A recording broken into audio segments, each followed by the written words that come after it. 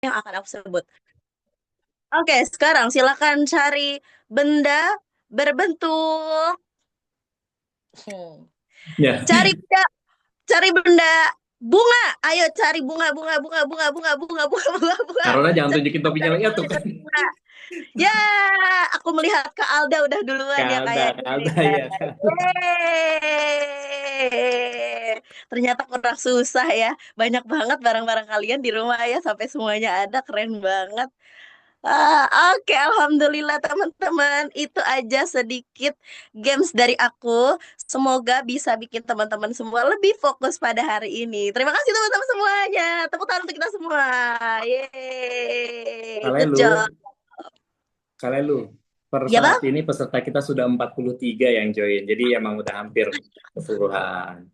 Jadi Oke, good, siap. bagus. Alhamdulillah. Alhamdulillah luar biasa. Terima kasih banyak ya teman-teman ya yang sudah hadir sebelum kita panggil narasumber kita hari ini. Good job luar biasa pagi-paginya di hari weekend lagi sudah digunakan untuk menuntut ilmu luar biasa. Oke teman-teman, sebelum aku panggil narasumber kita yang luar biasa ini, aku mau ingetin teman-teman semua, jangan lupa siapkan tumbler untuk minum. Siapa tahu nanti teman-teman haus. Terus juga jangan lupa siapkan alat tulisnya. Boleh Puasa tulis. kalian lu, Oh nggak bawa iya, tumbler. jujur lu. Astagfirullahaladzim. Maaf aku udah 3 hari gak puasa jadi lupa. Astagfirullahaladzim. Mohon maaf lahir batin teman-teman. Aku lupa. Astagfirullah. Mohon maaf. Gak fokus. Aku yang main game, aku yang gak fokus. Mohon maaf semuanya.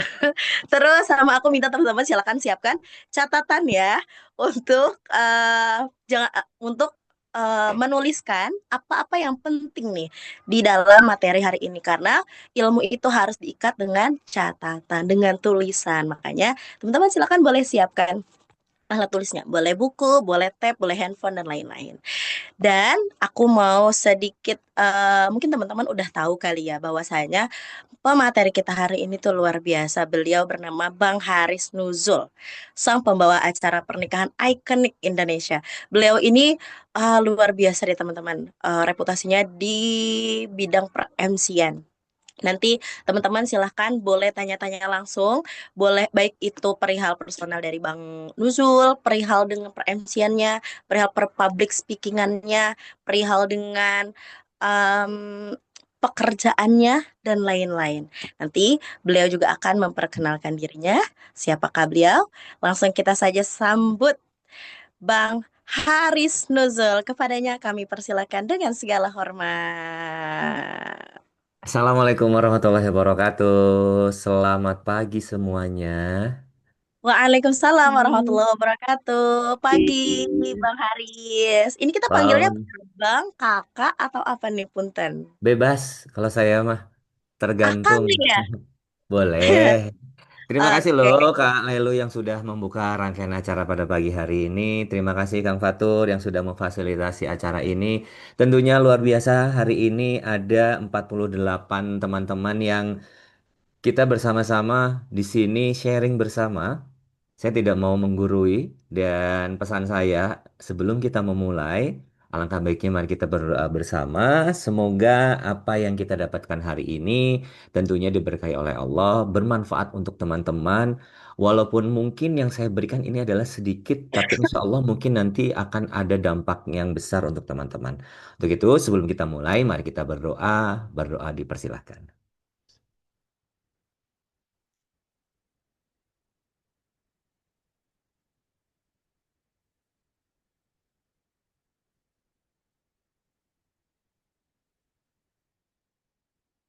Alhamdulillahirrahmanirrahim ya.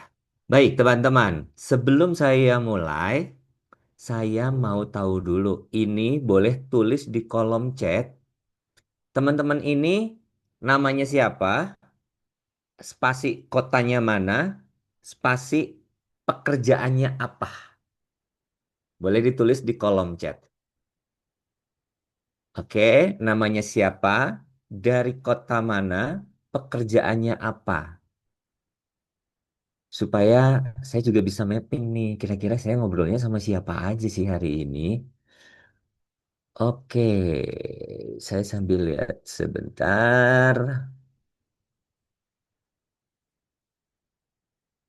Oh, ada Hayang Baso sama siang. Tangerang, FIC. FIC itu apa ya?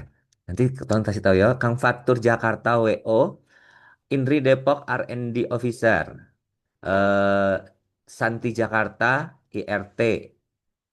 Oh, oke, ibu rumah tangga. Saya bikinnya sama LRT. Oke. Area pegawai negeri swasta, Lailu guru SD dari Bekasi, Fatia dari Bogor, karyawan swasta.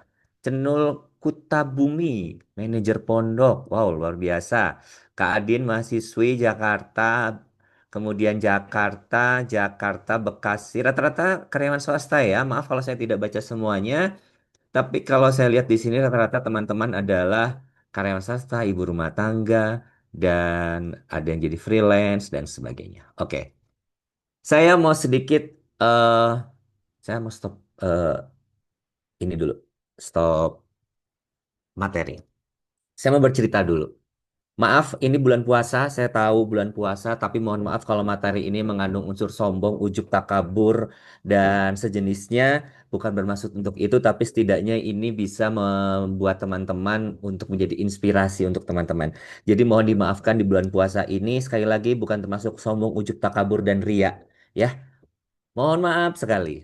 Teman-teman, saya sudah kurang lebih dari 10 tahun berkecimpung di dunia public speaking. Dan kalau teman-teman ketahui, sebetulnya basic saya adalah bukan orang komunikasi. Saya lahir di Bandung, saya kecil di Jawa, di Wonosobo. Tahu kan, Dieng? Kemudian saya besar kembali lagi ke Bandung, bekerja dengan sombongnya waktu itu setelah kuliah, saya tidak mau kerja di Bandung, saya mau kerja di Jakarta, di gedung-gedung yang tinggi. Biasa idealis setelah eh, beres kuliah. Dan akhirnya terkabul saat itu, alhamdulillah. Bekerja di Jakarta. Karena saya adalah lulusan dari sekolah kedinasan, tetapi yang tidak ikatan dinas. Jadi saya lulusan dari Sekolah Tinggi Teknologi Tekstil under Kementerian Perindustrian. Kalau teman-teman tahu, itu ada di Bandung. Sekolahnya ngomongin tentang gimana cara bikin kain. Karena saya basicnya adalah teknik tekstil. Jadi saya kuliahnya itu belajar gimana caranya dari serat bisa jadi kain. Dan itulah yang membuat saya sedikit tricky dalam membeli pakaian dan sebagainya. Karena, ah ini harga 500.000 kain kayak gini gitu. Nah, saat itu masih seperti itu berpikirnya. Kemudian dikabulkan oleh Allah, saya bekerja di Jakarta, tapi di pabrik. Saya adalah buruh pabrik di Pulau Gadung waktu itu 14 tahun. 14 tahun, sorry, 14 bulan. Kenapa saya pindah? Karena saya keterima yang cita-cita saya inginkan. Saya bekerja di gedung yang tinggi. Waktu itu saya keterima di BCA, di MDP, Manajemen Development Program MDP, dan saya akhirnya di BCA di lantai 21. Wah, alhamdulillah, diselipi waktu itu. Tapi saya cuma bertahan 3 bulan, teman-teman, kodarullahnya. Karena apa? Takdir Allah, eh, per 3 bulan di sana ada evaluasi. Basicnya saya kan anak tekstil ya, belajar akuntansi, debit, kredit, dan sebagainya. Allahu Akbar, pokoknya Mas subhanallah, tabarakallah. Nilai saya hanya 69 dengan grade kalau lulus harus 70. Gak nyesek gimana waktu itu. Cuman hanya 1 poin. Tapi itu memang takdir Allah yang saya tidak boleh ada di bank. 3 bulan saya nganggur. Alhamdulillah 3 bulan saya nganggur. Saya waktu itu mendapatkan penghasilan yang cukup luar biasa. Karena dengan 3 bulan saya nganggur, saya keluar dari BCA, waktu itu saya masih bisa hidup. Kemudian saya jadi sales mesin tekstil. Yang harganya miliaran-miliaran, saya harus door to door ke pabrik-pabrik. Untuk menawarkan mesin tekstil yang harganya nggak yang kayak di Shopee, yuk besok harga naik. Ya sekarang yuk 5 lagi, 5 lagi, 5 lagi, nggak. Tapi negosiasinya cukup alot karena miliaran. Di situ pun saya cuma bertahan 3 bulan. Akhirnya di tahun 2009 saya berlabuh di pabrik di Cikarang. Saya ngurusin Barbie. Saya kerja di pabrik Barbie dan Hot Wheel. Kerjaan saya cari kain yang dipakai buat bajunya Barbie. Jadi saya sourcing, saya bagian development. Saya ngedevelop kainnya Barbie supaya Barbie itu kainnya bisa. Jadi gini, kain untuk boneka itu lebih ribet dibanding untuk kain baju bayi. Karena apa? Dipakai untuk mainan anak-anak yang kita tidak bisa kontrol. Kadang-kadang kain itu bisa masuk ke mulut, bisa tiba-tiba. Nah, requirement-nya sangat, sangat, sangat. Wah, pokoknya lah. Akhirnya saya searching, bisa kerjasama dengan perusahaan-perusahaan yang ada di Cina. Kemudian headquarter kita ada di Amerika. Jadi, alhamdulillah di situ saya mulai terasah sebetulnya. Eh, Pertama kali masuk, waktu itu saya ingat bulan Mei, tiba-tiba nggak lama dari situ ada 17 Agustus.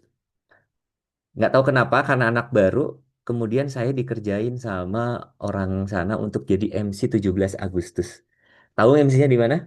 Di Mattel itu punya asrama yang isinya 3.000 orang dan semuanya wanita.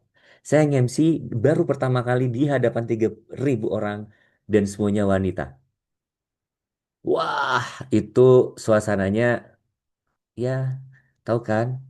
Wanita-wanita ABG-ABG yang baru kerja di pabrik, saya nge-MC di situ 3.000 orang. Itu pertama kali. Dipandang berhasil menjadi MC dan selanjutnya di kantor setiap ada acara saya ditunjuk untuk menjadi seorang MC. Disitulah awal mula. Kemudian akhirnya, walaupun sebetulnya pada saat saya kuliah, saya di himpunan, itu juga jadi MC. Tapi kan MC-nya hanya MC sebatas MC non formal. Kemudian karena saat itu kerjaan pabrik ya jam 8 pulang jam 5, tapi kan overtime sampai kadang-kadang pulang malam. Akhirnya itu semua merubah takdir hidup saya. Dimulai tahun 2011 saya berpikir saya Sabtu Minggu kosong, saya nggak ada kerjaan. Saya waktu itu sampai apa? Saya jualan yogurt, saya jualan keripik, saya jualan Ninoy dulu ada waktu awal-awal abon cabe. Saya door to door nganterin ke pesanan via online zaman dulu, tapi kan onlinenya masih manual, pakai BBM. Saya anterin tuh ke rumah-rumah. Saya terus mikir lagi, saya Sabtu Minggu ngapain? Terus saya mikir, kan Sabtu Minggu saya ada basic MC. Tapi kalau MC event saya nggak mungkin di weekdays kayak sana kerja. Yang saya pikirkan adalah, oh ya MC wedding nih. Rasa kusuk, rasa kusuk, rasa kusuk, saya belajar otodidak karena saya saat itu sangat jarang sekali informasi tentang MC wedding. Dan akhirnya Senin sampai Jumat saya jadi buruh pabrik, Sabtu Minggu saya jadi TKW, tenaga kerja weekend yang saya selalu kerja kerja kerja kerja kerja kerja terus Senin sampai Minggu tuh kerja terus. Hari Senin itu kalau saya kerja, teman-teman di kantor sudah tahu, si Haris jangan diganggu, itu senggol bacok. Karena hari Minggu itu saya pulang jam 11 sampai rumah. Dan teman-teman kalau misalnya yang area arah ke Bekasi tahu yang namanya eh, jembatan MBZ yang waktu itu sedang dibangun, sistem buka tutup. Itu saya bisa sampai rumah subuh karena jam 10 itu udah ditutup. Daripada ditutup saya stuck di jalan, saya belok ke rest area, saya tidur di rest area. Jam 5 saya baru jalan. Sampai segitunya. Ini adalah, saya menurut saya ini adalah sebuah perjuangan yang alhamdulillah hasilnya sekarang saya bisa petik. Di 2019 saya memutuskan untuk resign dari pabrik setelah saya 10 tahun bekerja di PT Mattel Indonesia. Dan akhirnya di Sabtu Minggu saya bekerja sebagai profesional MC wedding. Tetapi tidak untuk kemungkinan saya di weekdays pun menerima pekerjaan sebagai MC corporate. Tetapi saya mungkin sudah tidak zamannya lagi saya jadi MC hoa hoe, MC gathering yang di sana mana suaranya gitu. Udah bukan zamannya. Mukanya sudah tidak mendukung. Gitu teman-teman, sedikit inspirasi dari saya. Jadi apapun pekerjaan teman-teman, untuk ibu rumah tangga, untuk karyawan swasta, untuk guru, apalagi guru. Teman-teman saya yang jadi MC, banyak sekali yang jadi guru. Ada yang guru TK, ada yang guru SD, guru SMP, dosen, pegawai negeri. Mereka mempunyai side job. Yang dulunya saya adalah MC sebagai side job, sekarang menjadi main job saya. Kalau ngomongin matematika nggak usah dihitung karena orang itu sangat pintar untuk mengali dan menambahkan. Wah, si Haris dulu kerja di pabrik, gajinya sebulan segini, ngemsi seminggu 4 kali, sekali ngemsi segini dikali segini, wah sebulan dapatnya gede banget nasi gini. Itu namanya manusia pintar sekali mereka untuk mengalih dan menambahkan. Tetapi mereka sangat tidak bisa untuk membagi dan mengurangi. Dikurangi untuk apa, dibagi untuk siapa, mereka tidak ada yang tahu. Nah, itulah seninya dalam public speaking. Public speaking ini tidak hanya untuk sebatas kita membuka acara, kita menjadi MC, tapi kita juga bisa berbagi. Ada tahapannya, teman-teman. Tidak semua orang pun yang ahli di public speaking itu bisa memberikan atau menjadi trainer, karena itu pun butuh teknik khusus yang tidak semua orang bisa. Karena basicnya public speaking adalah bagaimana cara kita untuk bisa. Nah, saya langsung aja ke sini. Orang bisa lupa wajah kalian, tapi mereka tidak akan lupa cara kalian membuat mereka merasa. Jadi mulai hari ini, teman-teman, basicnya kita adalah melayani. Jadi sebelum kita melayani siapapun, buka suara kita. Sebelum kita membuka suara kita, buka dulu dengan stage yang positif dari diri kalian. Jadi kesan positifnya dulu yang harus dapat. Maaf, walaupun ini bulan puasa karena ini contoh, jadi bukan bermaksud gibah. Jadi mungkin masuknya ke gibah syar'i karena ini adalah part of ilmu pengetahuan gitu ya. Pernah nggak sih teman-teman ketemu sama orang yang tiba-tiba itu baju atasan kuning, bawahan hijau, emang dia nggak ngaca apa ya gitu. Kadang-kadang kita juga mikir, itu ibu-ibu pakai kerudung, jambulnya keluar gitu. Stage positifnya sudah tidak ada. Pakai baju. Pertama kali orang melihat itu adalah, kalau untuk di dunia public speaking, tidak ada istilah don't judge the book from the cover. Tapi covernya dulu yang akan dilihat. Jadi gimana caranya teman-teman, covernya teman-teman, supaya terlihat positif di depan orang lain. Oh ya teman-teman, kemarin Bang Faktur nanya, materi dibagi nggak? Saya sempat bilang dibagi, tapi sepertinya saya tidak akan membagi materi. Karena apa? Teman-teman, sesuatu yang ditulis, tadi saya sepakat dengan Kak Lailu, sesuatu yang ditulis itu akan lebih masuk dibanding teman-teman saya. Kalau saya kasih materinya, teman-teman juga nggak akan ngerti karena materinya bentuknya poin per poin. Jadi silahkan catat apa yang menurut teman-teman penting. Ya, ingat, kita suka lupa nama, tapi ingat rasa.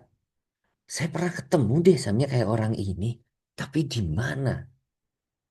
Tiba-tiba nyapa, halo Kak Eria, apa kabar? Sehat? Kak Erianya pusing. Aduh ini siapa?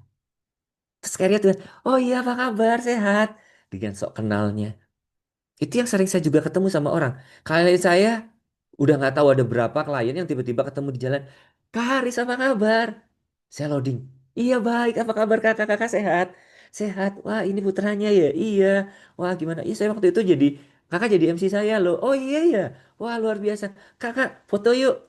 Foto pakai handphone kakak ya. Nanti jangan lupa di tag di Instagram. Itu salah satu cara saya supaya saya tahu. Oh ini sih ini ya gitu. Dia nge-tag saya di Instagram. Padahal saya nggak tahu itu tuh siapa sebenarnya yang foto sama saya. Itulah gunanya kita untuk berbahasa basi. Tetapi kita jangan sampai kelihatan seperti orang yang, jangan sampai gini loh. Halo Kak Fahmi, apa kabar? Terus Kak Fahmi, sorry, siapa kamu? Saya tidak kenal kamu. Terus langsung.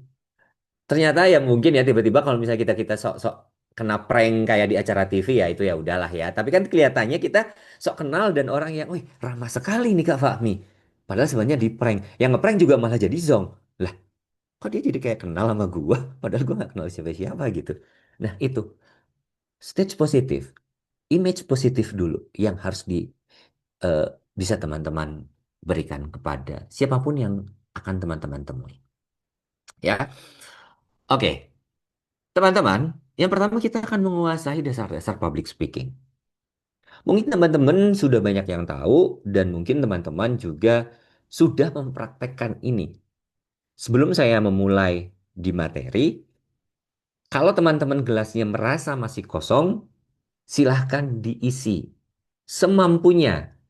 Jangan sampai gelas itu luber-luber. Sayang.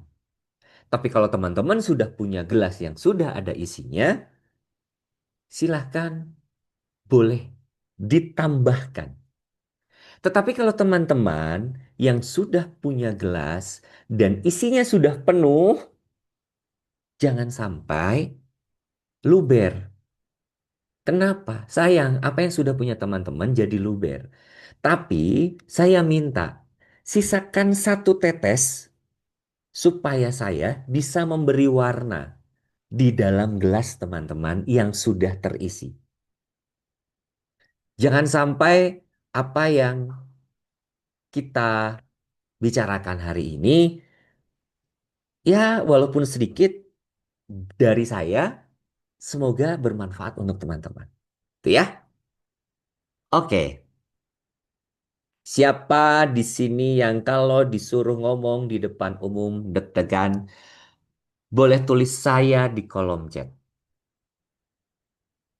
Siapa yang kalau ngomong di depan umum masih deg-degan? Kak Susan, Kak Lailu, Kak Dika, Kak Haryanto, Kak Mita, Kak Ronalio, Kak Santi. Lulu, lulu, lulu, lulu. Kok semua? Kenapa semuanya? Saya semua, Kak Dewi, semua.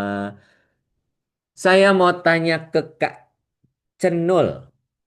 Boleh di-on-kan mic-nya. Saya baca nih yang dari Kak Cenul. Kak Cenul, Boleh. Iya, Kak. Kak Cenul mana ya? Oh, off cam ya? Hadir. Hadir? Iya, hadir. Apa? Kak Cenul kenapa deg-degan kalau ngomong di depan umum? Suka tiba-tiba blank materinya, nggak tiba-tiba hilang gitu, lupa. Lupa. Mm-mm. Kalau jumlah uang di dompet ingat. Ingat. Nah, berarti persiapannya, Kak. Kakak, kalau Iya, uang di Kak. dompet masih ingat, berarti kakak menghitung jumlah uang saya ada segini. Kakak inget-inget. Tapi saya juga sejujurnya, saya juga suka deg-degan. Tapi deg-degannya harus diantisipasi. Teman-teman, kenapa kita suka deg-degan? Karena itu naluriah manusia. Kalau udah nggak deg-degan, biasanya suka ada rasa sombong di situ. Wajar kalau teman-teman deg-degan. Tapi bagaimana cara kita untuk bisa mengatasi deg-degan itu? Setiap orang punya cara yang berbeda untuk ngatasin deg-degan. Kalau saya biasanya, saya tuh deg-degannya tuh biasanya 5 menit sebelum on stage. Biasanya tuh kayak yang adalah biasa, udah kayak gini cuman gini-gini doang. Sombong, biasa manusia sombong. 5 menit sebelum acara, udah. Nanti gue ngomong apa ya? Nanti ini gimana ya? Apa yang saya lakukan? Saya konsentrasi, saya baca rundown, saya nggak bisa diganggu sama orang, saya akan tanya kepada orang, saya mainan pulpen biasanya. Saya atasi dengan hal-hal yang intinya tidak mengganggu orang lain. Yang paling PR adalah di saat kalau acaranya adalah saya harus datang dari backstage yang saya hanya ada sendiri, nggak ada teman ngobrol. Yang tahu kan backstage yang tiba-tiba pintunya ke tengah kebuka jeng gitu terus tim MC-nya masuk. Kan saya harus sendiri. Nah, itu tambah deg-degan lagi. Gimana nanti kalau saya keselimpet? Gimana nanti kalau saya tiba-tiba... Wah, overthinking. Intinya apa? Fokus, konsentrasi, datang, senyum. Jangan ngomong dulu, tapi senyum dulu. Sudah tenang, baru silahkan. Assalamualaikum warahmatullahi wabarakatuh. Selamat malam, Bapak Ibu tamu undangan yang saya hormati. Tenang dulu. Sebelum bicara, usahakan teman-teman tenang, atur nafasnya terlebih dahulu. Deg-degan itu wajar loh, teman-teman. Saya juga masih deg-degan. Tapi gimana cara kita untuk mengatasi deg-degan tersebut? Nah, beberapa hal yang bisa kita lakukan adalah Kita tahu nggak sih public speaking itu bukan masalah. Nah ini yang tadi saya bilang. Bisa ngomong di depan banyak orang. Tapi bagaimana kita bisa menyampaikan pesan dengan jelas, percaya, percaya diri, dan berdampak. Ini bukan tentang berapa banyaknya orang ya. Nggak ngaruh mau berapa orang. Tapi gimana kita ngomong pesan yang jelas, percaya diri, dan berdampak. Kan ada sebuah pengalaman yang saya merasa saya tidak berhasil menjadi seorang MC. Apa yang saya sampaikan, saya sudah berbicara dengan jelas dan saya sangat percaya diri. Wih, tapi sangat tidak berdampak. Saat saya nge-MC di ulang tahun anak-anak usia 2 tahun. Nggak ada dampaknya tuh ke anak-anak yang datang 4 tahun, 5 tahun. Kayak yang saya udah dan di detik itu saya memutuskan saya tidak akan menerima job MC balita. Itu sangat tidak berdampak saat saya menjadi MC. Kayak nggak ada yang ngedengerin aja yang halo adik-adik. Dan akhirnya apa? Tante saya turun tangan karena beliau adalah guru TK. Dan beliau sangat berdampak sama sekali saat berbicara dengan yaitu anak-anak balita. Nah, teman-teman juga harus tahu kapasitas diri. Saya berbicara dengan siapa, tingkat kepercayaan diri itu pasti akan berubah-ubah. Di saat saya, misalnya, saat saya sekarang menjadi seorang fasilitator dengan teman-teman, kepercayaan saya diri juga berbeda di saat saya harus nge-MC di depan hadapan presiden. Wah, itu tingkat deg-degannya saya, itu sangat tidak percaya diri dan sebagainya itu pasti ada. Sampai berpikir nanti kalau saya salah ngomong, saya ditembak oleh sniper dari jauh. Saya saat turun, saya tiba-tiba diganti dan sebagainya. Overthinkingnya keluar. Ya, jadi public speaking itu bukan hanya sekedar ngomong, tapi gimana teman-teman pesannya sampai, percaya diri, dan berdampak. 3 hal itu. Public speaking is about pesan yang jelas, percaya diri, dan berdampak. Kenapa MC berdampak? Coba semua orang, presiden pun disuruh sama MC, kami persilakan Bapak Prabowo Subianto untuk dapat memberikan ucapan selamat naik ke atas pelaminan. Berdampak, dia ngikutin apa yang disuruh sama MC. Suruh jadi saksi kepada Bapak Joko Widodo, kami persilakan untuk dapat menempati tempat duduk sebagai saksi dari calon mempelai pria. Berdampak, duduk. Bapak Ibu, kami mohon untuk dapat mengkondisikan alat komunikasinya. Kami silakan untuk dapat di silent atau digetarkan. Semuanya ngeluarin handphone, handphonenya di silent dan digetarkan. Saat akad nikah semuanya harus hikmat. Bapak Ibu yang membawa putra-putri yang masih balita, mau untuk dapat ditenangkan, jika tidak bisa ditenangkan, silakan untuk dapat menunggu di luar. Dibawa tuh keluar anaknya. Itu menjadi public speaking, jelas, percaya diri, dan berdampak. Oke, skill yang pertama adalah masalah interpersonal skill. Gimana kita berinteraksi dengan orang, apalagi berinteraksi dengan orang baru. Rata-rata public speaker bertemu dengan orang baru. Dan hari ini saya bertemu dengan orang baru. Sejujurnya saya hanya kenal yang saya tahu hanya dengan Kang Fatur hari ini. Kalelu saya tahu hanya, oh MC Yanti Kalelu. Saya hanya kenal dengan Kang Fatur. Saya tidak mengenal teman-teman, tapi alhamdulillah teman-teman percaya dengan saya. Semoga berdampak apa yang nanti saya bicarakan. Ya, membawa suasana yang hangat, menjaga perhatian. Kak Elbrina mencatat, berarti memperhatikan. Kak Ade Yoga mencatat, berarti memperhatikan. Saya tidak bisa melihat semua teman-teman ya, mohon maaf saya tidak bisa sebutin satu persatu. Jadi, gimana caranya kita sebagai public speaker membawa interaksi dengan suasana yang hangat sehingga perhatian selalu terjaga kepada kita. Kebayang di saat kita jadi MC atau jadi narasumber atau jadi guru. Kebayang ya sekarang sering lihat di TikTok guru-guru SD kelas 1 mengajar Gen Alpha dan dia Gen Z. Sudah dikasih tahu sama gurunya, anak-anak silahkan ditulis. Tiba-tiba Gen Alpha nanya, ditulis di mana, Bu? Guru Gen Z ini, ya di buku, masa ditulisnya di meja? Oke, sudah ditulis. Ibunya mencatat di papan tulis, Bu, maaf gak kelihatan. Ya kan ibu sedang menulis. Nanti kalau ibu sudah selesai menulis, baru nanti bisa kelihatan. Udah. Ada yang nanya lagi, Ibu, itu ditulisnya sekarang. Penuh dengan godaan dan cobaan guru-guru zaman sekarang. Gimana cara berinteraksi, gimana cara membuat suasana hangat. Dan itu adalah salah satu cara guru tersebut membuat suasana hangat. Dan anak-anak itu pun tidak merasa ibunya judes, ibunya apa. Tapi merasa, oh iya, diterima. Mungkin pendidikan zaman saya, zaman Kang Fatur, pendidikan VOC zaman dulu, itu mungkin tidak bisa diterapkan di zaman sekarang. Tapi ada beberapa orang tua yang menerapkan pendidikan VOC. Untuk apa? Untuk menjaga perhatian orang tuanya. Interpersonal tidak hanya sebatas dengan kita ngobrol dengan orang lain yang tidak kita kenal. Gimana caranya kita misalnya teman-teman yang sudah berkeluarga, berinteraksi dengan anak-anak kita, berinteraksi dengan keluarga kita, dan menjaga perhatian keluarga. Karena penting, interpersonal. Gak bisa kan? Ada teman-teman anak-anak yang mungkin saya punya keponakan usia 5 tahun, kalau dikasih tahu yang ada ujung-ujungnya berdebat.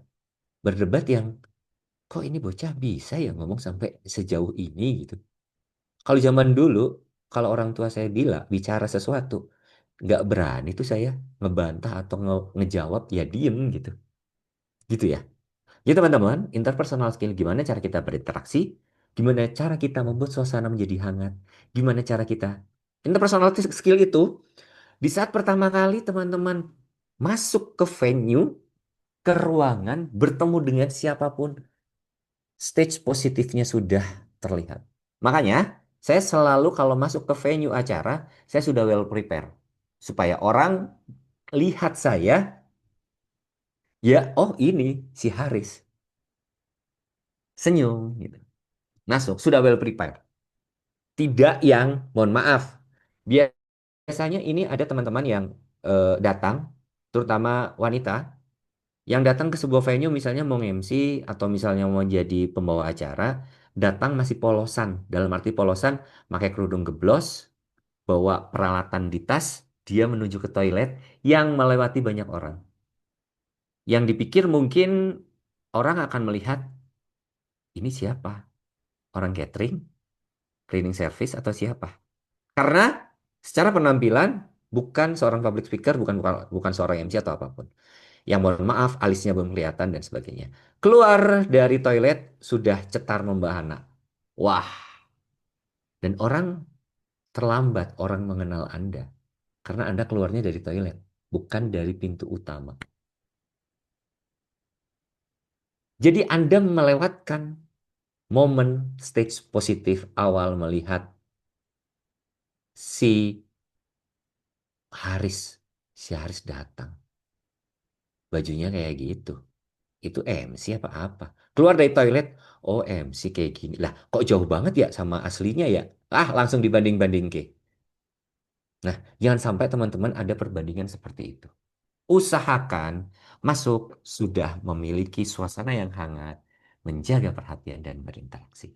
Oh ya, teman-teman kalau ada yang mau bertanya atau ada yang mau sharing, boleh langsung raise hand ya.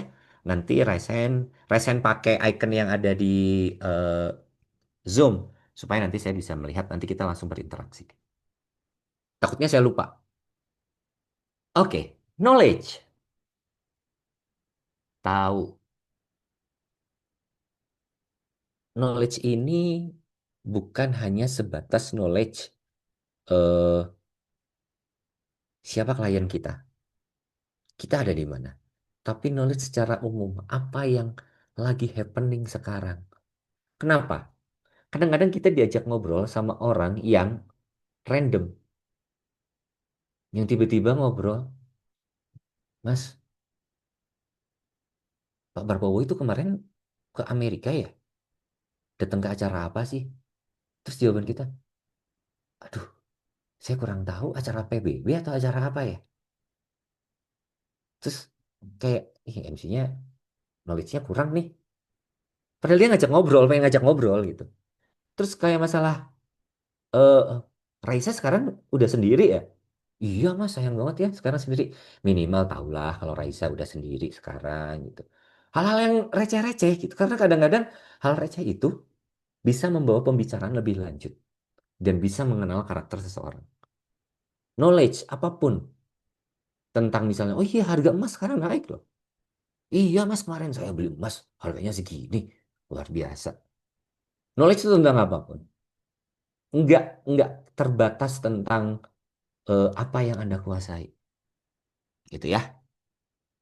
Jadi teman-teman juga harus bisa membawa hal-hal yang eh, ngerti. Ngerti tentang apapun itu penting. Kalau teman-teman tidak tahu, browsing dulu. Nah, ini sekaligus saya juga, oh nanti ada bagian partnya, know your audience. Ya, sampai sini knowledge. Kemudian selanjutnya adalah kontrol. Kontrol itu semua ada di MC. MC yang mengendalikan suasana, mengatur dinamika energi, kemudian mengelola jika ada sesuatu gangguan terjadi. Contoh, dinamika suasana. Kalau misalnya kita MC akad nikah, suasana harus dibangun sehikmat mungkin. Itu tugas siapa? Tugas MC. Nggak bisa, baik Bapak Ibu, kita akan ada akad nikah. Nggak bisa suaranya pakai suara-suara yang kayak di konser-konser. Kita harus bangun suasana, suasananya hikmat. Nanti kita akan ngomongin masalah vokal. Ya, kita harus kontrol audiens supaya fokus kepada kita. Kemudian kita harus bisa mengelola gangguan. Tiba-tiba mic mati. Apa yang harus dilakukan oleh seorang MC? Apa yang harus dilakukan oleh seorang public speaker kalau sedang eh, memberikan materi? Nggak ada public speaker sebelum ngomong cek cek cek satu dua cek cek. Dia sudah trust, sudah percaya kepada penyelenggara bahwa mic yang akan saya gunakan sudah baik, gitu ya. Itu gunanya biasanya mereka pakai riders, bawa asisten yang buat ngecek dan sebagainya, tugasnya seperti itu. Tetapi di lapangan kan kadang-kadang blank, nggak ada sinyal wirelessnya hilang. Make sure baterainya full, hal-hal yang kayak gitu. Tiba-tiba akad nikah, penghulunya telat datang. Udah waktunya jamnya penghulu harusnya. MC harus ngapain? Bukan salah MC, tapi biasanya MC yang jadi ketempuhan hal-hal yang kayak gini. Ya, nah itu pentingnya kita adalah sebagai controller. Harus mampu mengontrol. Ciri khas kematangan seorang public speaker ataupun seorang MC adalah di hal kontrol. Biasanya malah kadang-kadang ada tim WO yang bertanya, ini jadi harusnya gimana? Jadi kita putuskan bersama antara MC dan WO atau IO. Gitu ya. Know the audience. Tahu siapa audiensnya. Saya saat tawarin sama Mas Fatur, Kang Haris jadi pemateri gini-gini. Saya tanya, siapa audiensnya nanti? Dia bercerita gini-gini. Oh oke. Jadi saya tahu dulu siapa audiens saya. Tujuannya untuk apa bikin acara ini? Oh, untuk nanti pengalaman. Oke, aman Kang. Gas. Saya tahu, makanya saya tadi di awal saya supaya tahu saya know the audience, saya tanya dulu pekerjaan teman-teman apa. Rata-rata pegawai swasta, guru, ibu rumah tangga. rata-rata ya. Jadi saya tahu, oh audiensnya di sini nih. Gitu. Kemudian saya tanya dulu, rata-rata dari mana? Oh, rata-rata dari Jakarta. Biasanya orang-orang Jakarta, orang-orang pendatang. Multi etnis, ya. Kemudian saya tadi tanya di awal, siapa yang suka deg-degan? Know the audience. Oh, ternyata memang semuanya suka deg-degan. Jadi setiap teman-teman akan berbicara di depan umum, minimal biasanya saya kalau misalnya akan nge-MC seorang public figure yang saya tidak tahu, saya biasanya browsing dulu. Saya cari tahu. Waktu saya nge-MC di Torik dan Alia, saya browsing dulu. Keluarga Halilintar ada berapa? Nama-namanya siapa aja? Ngapain aja dia selama ini? Karena saya nggak tahu, sumpah. Saya nggak pernah nonton YouTube-nya karena ya mungkin beda beda lah ya, beda beda pandangan gitu. Saya cari tahu dulu. Kemudian pada saat saya datang ke TKP, saya cari tahu lagi ke stage directornya. Karena waktu itu live YouTube. Saya tanya, do and done. Saya tanya dulu, apa yang saya harus lakukan, apa yang nggak boleh saya lakukan saat live streaming di YouTube. Nanti keluarga ini nggak boleh ditanya-tanya. Kalau mau nanya harusnya ke keluarga ini. Nanti si ini nggak boleh diginiin, harus gini. Wah, banyak if, banyak don. Masih ingat kasus Torik Haji eh, 2 bulan? Jadi Ya, 2 bulan ya. betul. Itu saya yang gara-gara saya. Gara-gara saya. Tapi apakah audiens tahu? Netizen apakah tahu latar belakang kenapa bisa ada MC-nya ditegor sama bapaknya Atta karena tidak nyebut haji? Itu kan yang dihujat sama netizen dan yang dihujat Torik Haji 2 bulan setelah itu. Saya dihujat oleh netizen gara-gara saya tidak menyebutkan Haji Atta Halilintar. Potongan netizen di TikTok sangat hebat. Jedar motongnya di situ. Tapi sebelum itu yang teman-teman harus tahu, karena saya sudah diwanti-wanti. Yang boleh saya ajak ngobrol adalah Atta dan Aurel. Karena apa? Karena saya sudah ya setidaknya mengenal. Jadi enak kalau ngobrol. Kemudian saya sempat singgung, kan dia pulang dari haji, gua boleh ya sedikit singgung-singgung dia pulang dari haji. Ah ya nggak apa-apa, itu. Jadi briefingnya tuh sudah seperti itu. Saat saya sedikit ada ngobrol sama Atta, apa kabar Bapak Atta Halilintar dan Ibu Aurel? Sehat, Alhamdulillah. Gimana masih jet lag? Karena memang dia benar-benar baru pulang dari haji. Jet lag, bla bla. Pak Haji, apa kabar Pak Haji? Iya nih Pak Haji, bla bla bla. Set. Udah dong, karena waktu itu ceritanya lamaran. Kalau lamaran kan ada formal, ada non formalnya. Kalau teman-teman lihat di YouTube secara full ada tuh obrolan itu. Kemudian saya mempersilahkan Atta untuk sambutan. Saya mempersilahkan untuk Bapak Atta Halilintar, kami persilahkan. Papanya Atta, Abi, masih kebawa suasana bercanda di sebelumnya yang kita masih bahas haji. Abi langsung bilang, Haji. Oh iya, Haji Atta Halilintar. Motongnya dari situ netizen. Kenalah MC-nya. Bahwa MC-nya tidak profesional, tidak mengenai bla bla bla bla. Saya dihujat. Saya cuman hahaha ketawa gitu. Ya terus gimana? Cuman hahaha doang. Kalau misalnya gini sekarang logiknya ya. Kalau saya harus menyebutkan haji kepada Atta Halilintar, semua orang di situ saya harus menyebutkan haji. Haji Hajah Reza Artamevia, Haji Halilintar, Haji Faruk, semuanya karena mereka semua udah haji gitu di situ. Tapi di sana tidak ada title sama sekali yang harus saya sebutkan. Gitu ya. Jadi know the audience itu penting. Tahu siapa yang datang. Nah, ini salahnya saya tidak terlalu hafal eh, artis ya, mohon maaf, mungkin karena bukan zamannya. Saat launching apa skincare-nya punya Ashanti, live YouTube yang saya tidak tahu siapa saja si A. Jadi setiap orang yang datang harus saya interview di red carpet. Dan saya tidak tahu namanya si A, si B-nya. Saya nanya ke IO, Kak ini siapa? IO-nya juga nggak tahu. Kan mau ngomong kasar, tapi kan saya nggak boleh karena live YouTube. Akhirnya apa? Semua saya panggil kakak. Halo kakak, apa kabar? Sehat? Iya kakak, sehat. Semua orang saya panggil kakak yang saya tidak tahu. Karena memang saya punya keterbatasan, saya tidak hafal semuanya. Dan saya tidak mungkin dong waktu itu saya bertanya siapa saja yang diundang. Saya harus baca semua undangan dan saya harus ngapalin person per person, muka, setiap muka orang yang datang gitu. Kalau yang saya kenal zaman zaman saya Nirina Zubir, saya tahu. Halo kakak Nirina, apa kabar?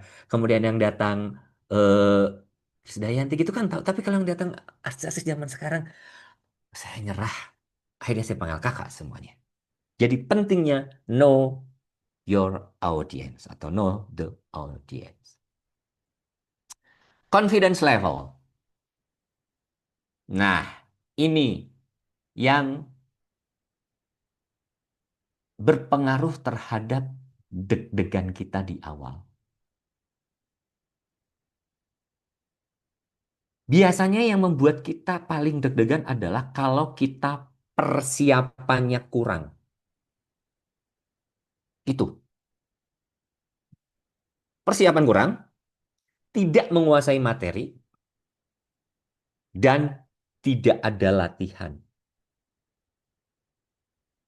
Sejujurnya, saya materi ini pun saya latihan. Saya tahu the next apa, the next apa. Karena kalau saya nggak latihan, saya deg-degan. Saya bisa langsung dikomplain sama Mas Fatur. Jadi intinya apa? Persiapan. Saya persiapan dari jauh-jauh hari. Saya sengaja, saya nggak apa ya. Saya terakhir tanya ke Mas Fatur 2 hari yang lalu atau 3 hari yang lalu. Mas, udah berapa orang yang daftar? Itu salah satu part of latihan. Persiapan saya. Oh 50. Oke 50. Biasanya kalau 50 itu yang on cam 10% lah. Itu udah hal yang wajar di Zoom. Oke, berarti sekian. Udah ada bayangan gitu ya. Berarti nanti saya berinteraksi dengan ya paling 5 atau 10 orang lah gitu. Itu udah tragedi di Zoom. Dengan berbagai macam alasan tidak bisa on cam. Karena memang tidak ada aturan main dalam term and condition saat mendaftar. Harus on cam gitu. Saat sudah ada term condition harus on cam pun tidak semuanya on cam. Itu sudah hal yang biasa. Jadi itu menjadi hal yang wajar. Ya, saya latihan.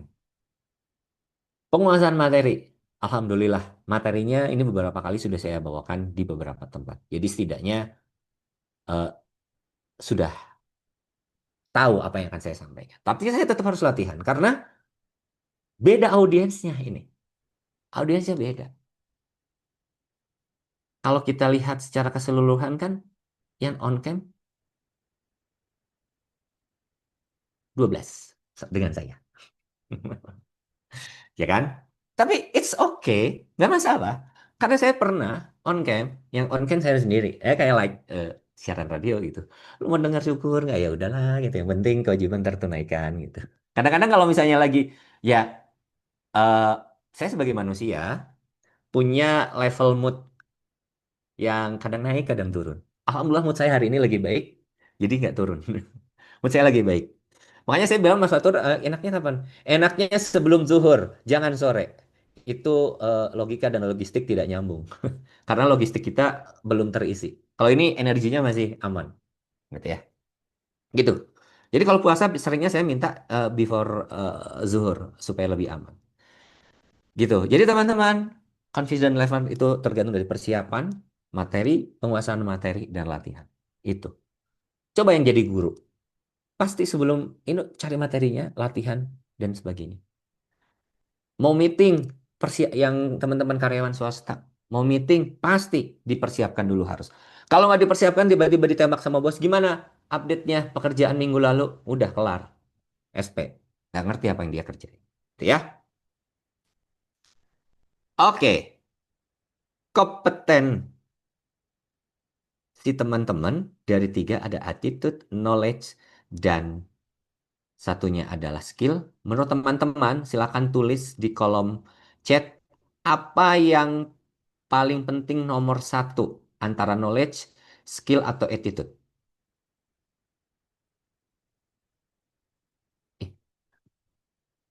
Sebentar, gua nggak tahu ini tar gini, saya nggak tahu ya. Tiba-tiba seperti itu. Oke, saya lihat siapa yang jawab. Attitude, attitude, attitude, attitude, attitude, attitude. Semuanya penting. Iya, semuanya penting, betul. Skill, attitude, skill. Oke. Ada Kak Heidi Ramadan. Boleh di-on-kan mic-nya Kak Heidi? Halo Kang Haris, Halo Kak Heidi. Kak Heidi dari mana? saya dari Jakarta Selatan. Jakarta Selatan. Pekerjaan? Sekarang di lembaga zakat, Kang. Oh, saya kayaknya pernah di zakat. Apa ya? Oh, sesuatu lagi tuh. Oke. Kenapa skill Kak Heidi? Halo Kak Heidi? Halo, Halo, halo suaranya? cek satu dua, Ya, aman. cek Oh, satu dua. satu Oke. aman, dua aman. Kenapa skill? Kalau dari pemahaman saya mungkin ya, Kang ya, Ya, skill ini yang saya artikan adalah bagaimana kita bisa menginkludkan semuanya di situ, yaitu di dalam skill tersebut artinya ya sudah termasuk attitude dan juga knowledge. Jadi bagaimana kita bisa apa namanya punya pengetahuan juga untuk mungkin tampil atau dalam bercengkerama dengan orang gitu, dan sekaligus juga di situ kita punya knowledge yang sebagaimana ada attitude-nya di situ gitu, Kang oke. gitu. Jadi, Mungkin itu yang saya pahami ya Kang ya. Mungkin ya nggak apa-apa. Kita seperti sharing di itu sini. aja. Jadi menurut Kang Heidi, skill itu adalah rangkuman antara attitude, knowledge, dan Ya, skill ya. itu dia yang saya Ah, pahami kurang ya. lebih. Oke. Terima kasih Kak Heidi. Saya mau tanya ke Kak Fatia. Fatia, kakak. Kak Fatia, are you- Halo Kak Fatia. Wah, lagi di jalan, lagi nyetir? Lagi di mobil, Bukan nyetir kan, jadi penumpang kan? jadi penumpang Oke. sama. Kenapa semuanya penting, Kak? Karena kalau misalnya kita punya attitude tapi knowledge dan skill kita itu kurang mumpuni, itu sama aja. Kalau kita punya knowledge tapi attitude kita kurang dan skill kita juga kurang, itu pun juga sama aja. Dan kalau misalnya kita punya skill tapi knowledge-nya kurang atau attitude-nya sendiri juga kurang, sama seperti orang sombong kadang. Sombong amat gitu ya. Terima kasih Kakak Fatia. Hati-hati di jalan. Semoga selamat sampai tujuan. Terima kasih. Oke, teman-teman. Kalau ngomongin tiga-tiganya penting, yes. Tiga-tiganya penting. Kalau tadi saya tanya, paling penting, attitude. Kalau kata orang Jawa, watuk iso diobati. Nek watak angel diobati nih. Kenapa attitude? Attitude itu prosesnya lama, panjang, yang mempengaruhinya banyak keluarga dan lingkungan. Yang paling utama adalah keluarga. Attitude di keluarga, contoh ini tidak sukuisme ya, tapi hanya sebagai contoh. Di Sunda, makan pakai tangan itu hal yang wajar, enak makan pakai tangan. Di Jawa, apalagi orang-orang eh, keraton gitu, makan harus pakai sendok. Part the attitude.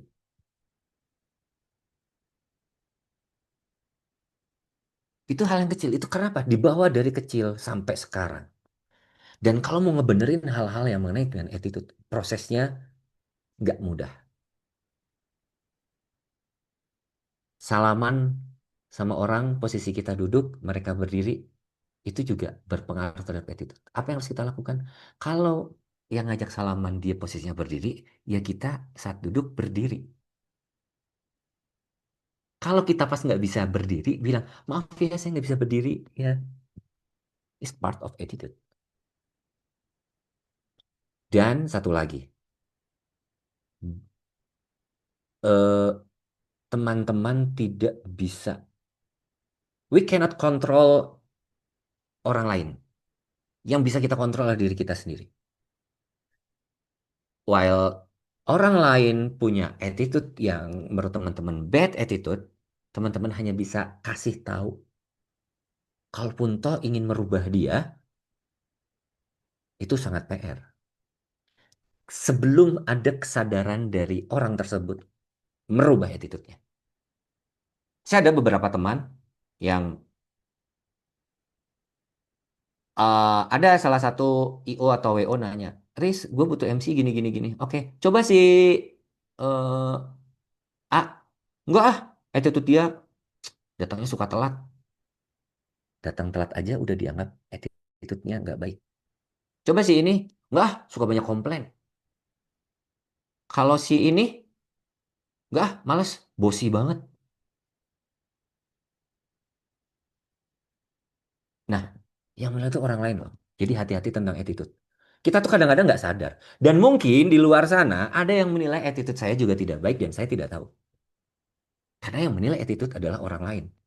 Kita tidak bisa menilai ngomong Haris attitude-nya baik banget. Nggak bisa. Kang Fatur attitude-nya baik banget. Nggak bisa Kang Fatur menilai diri sendiri. Kak Citra tidak bisa menilai attitude Kak Citra baik. Yang bisa menilai attitude kita baik atau tidak adalah orang lain. Dan kita berusaha semaksimal mungkin untuk dipandang beretitude baik. Itu adalah kewajiban. Walaupun itu jatuhnya kadang-kadang nggak natural. Tapi kalian harus menjadi pemeran watak. Saya ini nanti ada di visual.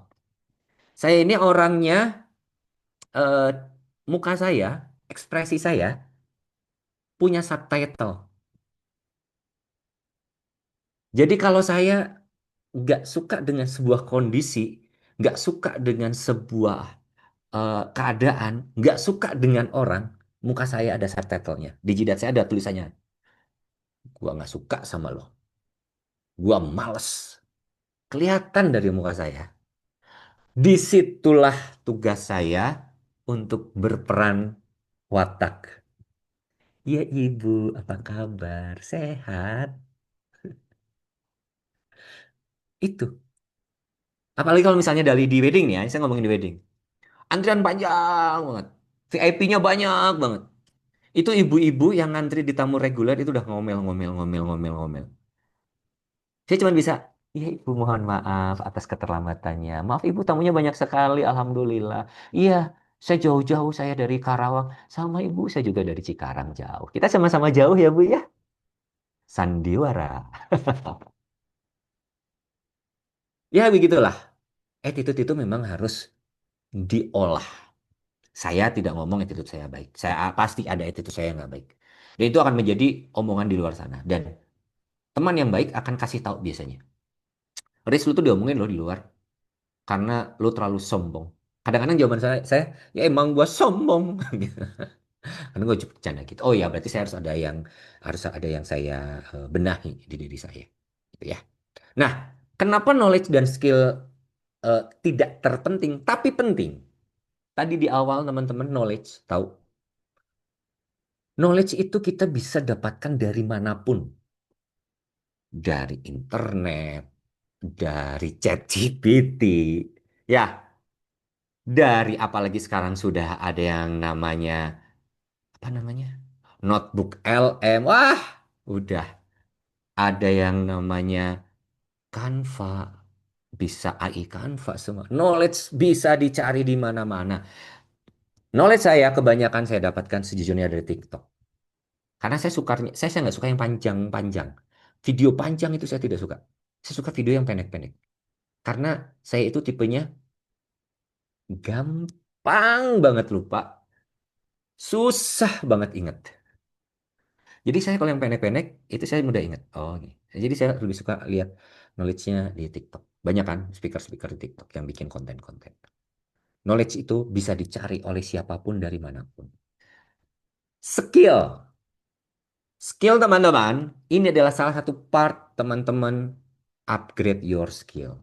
Teman-teman bisa ngambil kursus, teman-teman bisa sharing bersama dengan teman-teman lainnya. Gitu. Ini adalah part of upgrade your skill hari ini. Jadi, kalau attitude itu datang dari diri kita, ya yang harus merubah knowledge kita. Kalau mau tambah knowledge, ya kita harus cari banyak informasi. Saya biasanya gini, saya cari tahu eh, siapa klien saya, siapa tamu VIP saya. Kalau tiba-tiba ada tamu VIP datang, namanya nggak lengkap, ya udah. Karena saya juga ada keterbatasan, tidak semua orang saya tahu. Saya cari tahu di Google, oh, oh Letnan Jenderal, oh dia sudah naik pangkat Letnan Jenderal. Oke, skill ya ini. Dan saya pun masih upgrade skill. Saya masih ikut training-training, saya masih ikuti. Oh, saya kayaknya harus ikut training ini, saya harusnya ikut training ini. Untuk apa? Untuk kalibrasi diri saya juga. Saya juga perlu dikalibrasi. Saya juga nggak mau merasa diri saya paling paling benar misalnya. Saya ngomong ini bisa jadi ada yang lebih lagi. Dan ilmu itu selalu berkembang, berkembang. Bisa tak bisa jadi apa yang saya bicarakan hari ini sudah tidak berlaku di minggu depan. Karena ada ilmu baru masuk.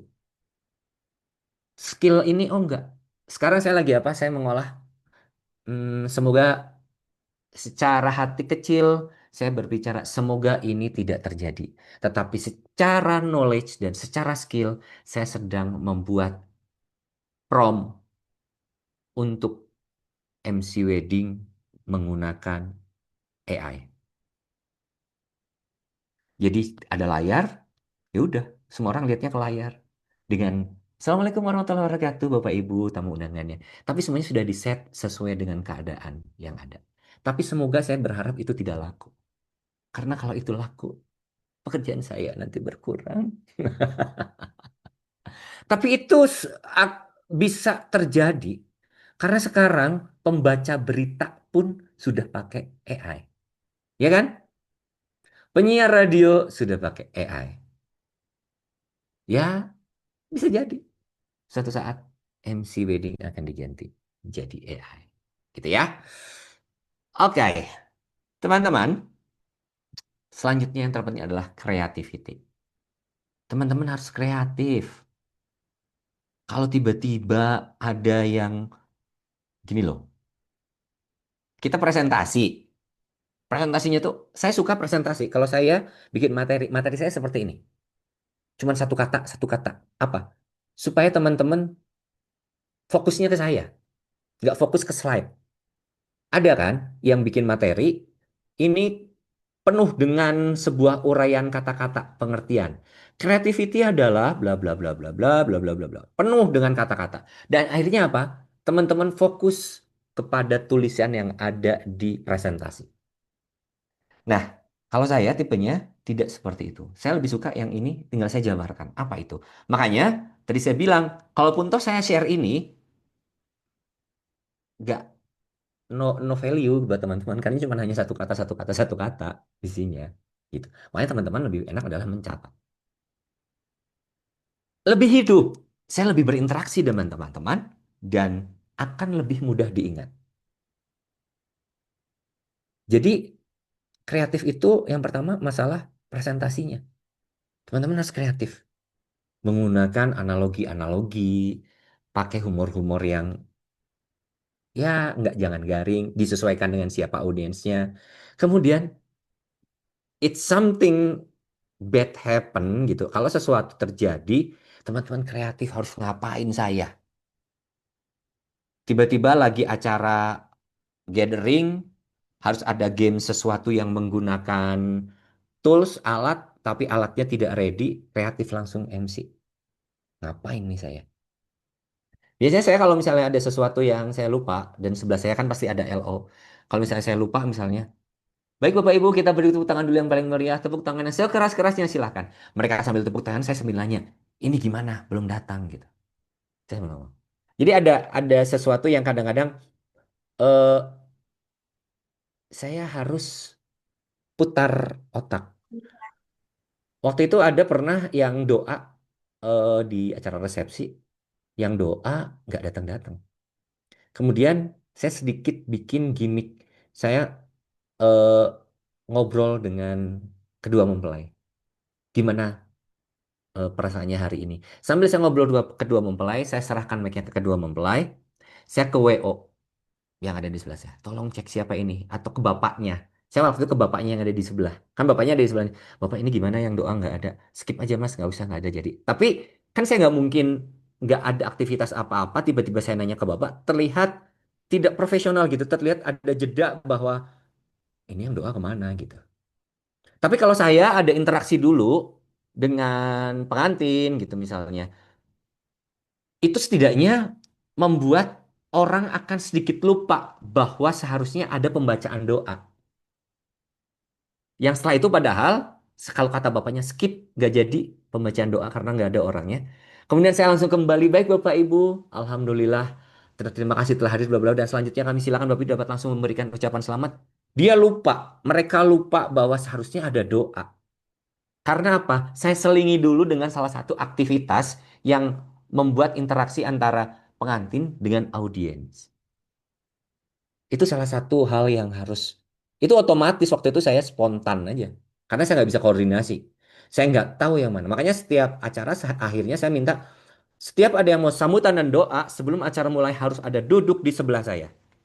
Terserah orangnya ada di mana, duduk sebelah saya. Saya mau lihat mukanya kayak apa. Itu kayak pengalaman. Kayak gitu. Ya, kreativitinya harus ditingkatkan. Apalagi kalau misalnya presentasi, presentasi ke atasan. Jangan terlalu banyak wording kata-kata. Itu wordy banget, itu orang males untuk lihat. Ujung-ujungnya apa? Baca ke presentasinya, nggak mendengarkan kita apa yang kita omongin. Adaptability. Kita harus mudah untuk beradaptasi. Nah ini yang tadi saya sempat bilang, saya tidak bisa beradaptasi dengan audiens balita. Di saat akad nikah, kita harus beradaptasi dengan orang-orang yang bapak-bapak yang suka ngobrol. Biasanya kalau misalnya saya lagi serius, saya lagi ngomong, kemudian ada yang lagi ngobrol, saya akan diam sejenak dan dia akan merasa bahwa, oh, MC-nya diem, suara saya kekerasan. Dia juga kayak gitu. Kemudian jika tiba-tiba ada rundown yang berubah, ini dulu baru itu kita harus siap-siap beradaptasi. Adaptasinya gimana? Bukan hanya langsung merubah, tapi kan harus ada diksi. Harus ada kata-kata menuju perubahan itu tidak yang langsung dari A langsung kerubah ke C. Ada proses, ada bridgingnya gitu. Kayak tadi misalnya doa nggak jadi Bapak Ibu, ada bridging, nah itu adaptasi langsung kreatif dan adaptasi itu tadi dua langsung. Adaptasi mic tiba-tiba bermasalah. Adaptasi tiba-tiba orang ada yang bertanya. Nah ini biasanya juga saya suka concern kepada teman-teman dari IO atau WO yang tidak beradaptasi di awal. Saya kalau nanya ke teman-teman WO atau IO, saya nanya, hari ini kira-kira audiensnya berapa orang atau tamunya berapa orang? Aduh, saya tidak tahu. Itu sudah menurunkan satu level ketidakpercayaan saya kepada tim WO atau IO. Terserah lo mau jadi, kalau ngomongin di WO, lo mau jadi runner, lo mau jadi bagian catering, lo mau jadi bagian sales manager, minimal lo harus tahu jumlah packnya hari ini berapa. Kenapa? Itu tuh untuk mempersiapkan diri gitu loh. Oh, hari ini 2000 pack. Berarti gua harus siap dengan kondisi gini gini gini. Hari ini 100 pack. Oh ya udah. Berarti mental kita disiapkan untuk gitu loh tujuannya. Jadi kalau jawabannya nggak tahu, berarti lo belum siap mental untuk menghadapi hari ini. Menurut saya ya seperti itu. Dan kalau ditanya, toilet ada di mana ya? Aduh sebentar ya, saya nggak tahu. Berarti kalian belum beradaptasi dengan gedung ini. Ada briefing nggak? Toilet ada di mana? Minimal adaptasi itu nggak hanya masalah itu. Adaptasi dengan ruangan, rasakan atmosfer ruangan itu. Makanya saya kalau misalnya datang di gedung yang pertama kali saya baru datang di gedung itu, saya selalu tanya toiletnya ada di mana. Saya datang 1 atau 2 jam sebelumnya. Saya jalan-jalan screening. Oh ini di sini tempat ini. Oh ini di sini. Jadi saya tahu bayang. Karena apa? Biasanya tamu itu nanya toilet itu ke MC. Mas toiletnya di mana gitu. Saya tahu ngarahin ke sana. Tapi kalau gedung-gedung yang sudah biasa, ya udah, saya paling 1 jam sebelumnya atau setengah jam. Tapi yang jelas saya sudah ada di TKP. Biasanya 1 jam sebelumnya saya sudah di TKP. Gitu. Jadi adaptability itu tidak berlaku hanya untuk eh, saya misalnya sebagai MC, tapi berlaku juga untuk seluruh orang yang berkepentingan di situ. Apalagi orang soundman, tahu sumber listrik dari di mana, orang FOH tahu genset simpennya harus ada di mana, hal-hal yang kayak gitu. Ya, adaptability. Oke, teman-teman, ada yang mau ditanyakan sampai sini? Kalau ada silakan raise hand ya. Pokoknya kalau tiba-tiba ada yang mau ditanyakan, walaupun saya misalnya sedang ngobrol atau sedang menyampaikan sesuatu, silakan teman-teman tinggal raise hand. Karena jam berapa ya? Saya suka lupa jam. Udah setengah 12. Oke, Kang Haidi, silakan di on-kan mic-nya. Baik, Bismillah. Terima kasih banyak Kang Haris atas apa namanya mempersilahkan saya ya. Izin Kang mau bertanya terkait mungkin ini berkaitan dengan skill dan creativity. Ketika saya bertugas itu mungkin sebagaimana mungkin menjadi MC atau mungkin moderator, yang masih menjadi PR bagi saya adalah ketika saya harus menerima arahan ketika lagi on stage gitu kan. Jadi yang dimana tiba-tiba yang saya sudah persiapan dari awal itu rundown, oh begini, briefingnya udah begini. Tapi ternyata di tengah-tengah itu ada sesuatu yang berubah dan itu berubahnya itu nggak sekali tapi tak tak tak tak tak berubah terus gitu. Nah, ditambah lagi saya harus mendengarkan suara arahan dari tim event apa namanya dalam mengasih arahan di intercom gitu ya. Nah, itu menjadi salah satu kesulitan bagi saya gitu Kang. Jadi ada momen saya waktu itu nge-freeze tiba-tiba karena ngomong apa lagi? Ngomong apa lagi? Terus padahal di depan tuh ada dewan-dewan penting gitu kan. Itu yang menjadi apa istilahnya ya? Bom buat saya gitu kan. Jadi kayak gue harus belajar lagi gimana skill ini. Nah, qadarullah apa namanya dipertemukan di sini nih Kang gitu kan dengan Kang Haris gitu kan. Barangkali Kang Haris bisa memberikan saya ilmu insight gitu kan mungkin terkait hal-hal ini gitu kan. Mungkin itu aja kan terima kasih banyak kan. Oke, sama-sama Kang Haidi. Sama kok saya juga suka belajar. Saya memang sejujurnya saya juga paling males ya. Kalau tiba-tiba on stage saya dikasih intercom atau HT yang dapat instruksi. Karena while kita lagi ngomong, ini ngomong. Otaknya tuh dari sini dan sini tuh harus sinkron. Yang memang itu PR dan itu memang butuh jam terbang. Itu jam terbang, Kak. Penyiar berita, mereka butuh jam terbang untuk saat dia ngomong dan saat dia harus dengerin HT. Dan jam terbang nggak bisa dibohongi. Tapi salah satu cara mensiasatinya adalah, apalagi kalau Kang Haidi menjadi moderator. Moderator itu pasti kan punya catatan ya, punya catatan. Kang Haidi di saat ada instruksi dari sini, coba fokus untuk mendengarkan instruksi, tetapi sambil sedikit berbicara tentang materi yang apa yang tadi diucapkan oleh si narasumber itu. Misalnya Kang Fatur, ya tadi seperti Kang Fatur bicarakan, di sini ada instruksi nih sebetulnya. Jadi harus dilihat juga kondisinya seperti itu. Dan ada proses bridging. Bridging itu eh, dari topik A menuju topik B. Misalnya, contoh ini contoh aja ya, contoh bridging. Ngomongin masalah saya lapar. Saya nggak tiba-tiba ngomong lapar. Misalnya Kang Haidi ngomongin tema lapar. Gitu misalnya ya. Tapi kita ngomongin sebelumnya adalah, Bapak Ibu, seperti kita ketahui bahwa makanan sehat itu mengandung 4 sehat, 5 sempurna. Tadi yang 4 sehat, 5 sempurna mungkin Bapak Ibu sudah makan ya tadi pagi ya. 4 sehat, 5 sempurna. Tetapi biasanya itu berlangsung selama berapa jam nih kuat ada di mulut? Maaf, ada di perut. 4 sehat 5 sempurna itu kurang lebih 6 jam ya. 6 jam lah kurang lebih ada di mulut. Dan sekarang kondisinya sekarang seperti Bapak Ibu seperti apa? Iya benar sama, kita sama-sama lapar ya. Nah, karena sekarang kita sudah lapar bersama, berarti saatnya kita makan siang bersama. Nah, ada proses bridging, nggak yang tiba-tiba, Bapak Ibu, sekarang sudah waktunya jam makan, mari kita makan bersama, bla bla bla. Itu contoh bridging. Jadi ada pengantarnya, tapi pengantarnya macam-macam. Nggak, itu hanya salah satu contoh ya, salah satu contoh. Gitu. Dan yang penting sih sebenarnya gini, kalau teman-teman nanti menjadi moderator, menjadi MC yang menggunakan eh, kontrol, monitor di sini, itu benar-benar jam terbangnya teman-teman harus eh, banyak dilatih. Karena apa ya? Ini sama ini tuh kadang-kadang, aduh, saya pernah pakai ini, saya lagi jalan, kemudian yang manggil Haris, saya cuma culik Haris, mana yang manggil gua mana? Caranya manggilnya dari sini, karena nggak terbiasa gitu. Waktu awal-awal, padahal manggil Harisnya eh, dari HT, tapi saya pikir ada orang yang manggil saya gitu. Saya sampai nyari-nyari mana orang yang manggil saya. Nggak ada. Ternyata dari HT gitu. Karena tidak terbiasa. Nah, itu harus terbiasa. Itu ya. Semoga adaptability-nya Kang Haidir bisa eh, lebih jam terbangnya ditingkatkan lagi. Itu ya. Saya mau ke chat. Kang izin via tanya. Itu gimana caranya? Ingin eh, sorry, ingin nge-MC itu artikel kita jelas, tidak typo pas ngomong. Saya juga tipenya adalah tipe ngomong yang kadang-kadang mulut dulu baru otak.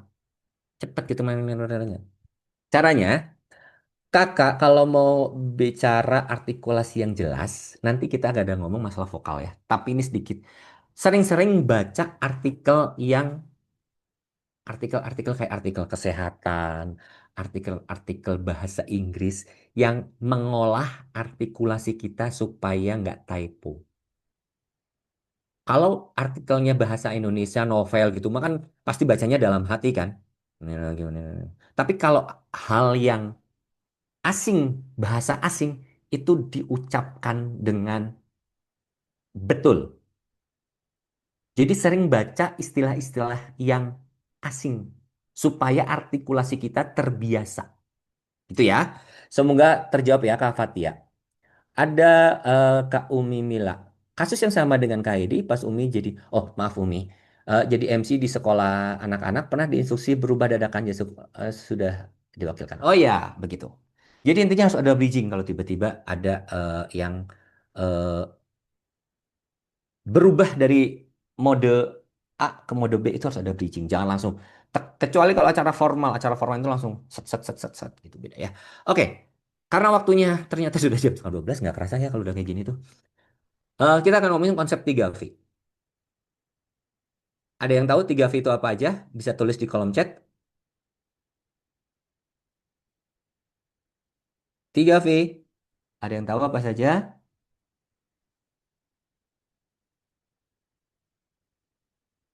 Panjang ya nulisnya. 3V.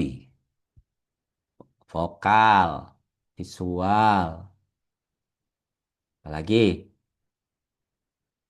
verbal, vocabulary, apalagi. Oke, teman-teman, 3V itu ada. Oh, sebentar, ada yang kelewat kayaknya. Ayo benar. Yang pertama adalah vokal. Sorry, visual. Sebentar, ada hal yang sepertinya saya ada yang skip di sini. Oh ya, sebentar ya. Ada slide yang eh, kelewat. Mohon maaf. Nah, ini adalah contoh persiapan yang kurang. Padahal sudah disiapkan, tapi ada aja ya. Oke.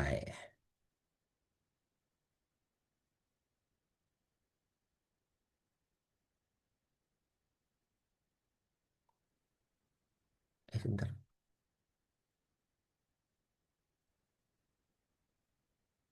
Sebentar ya. Kok share-nya tidak bisa?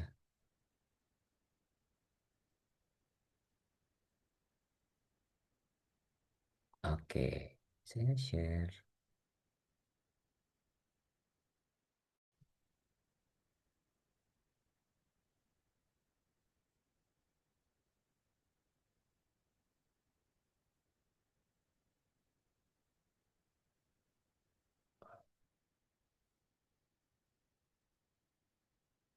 Nah, menurut studi dari si Albert nih ada 3V yang terdiri dari tadi visual, verbal, dan vokal.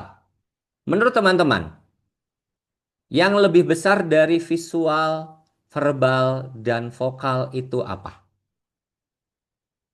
Silakan tulis di kolom chat. Visual, verbal, dan vokal. Vokal, visual. Oke, ada lagi?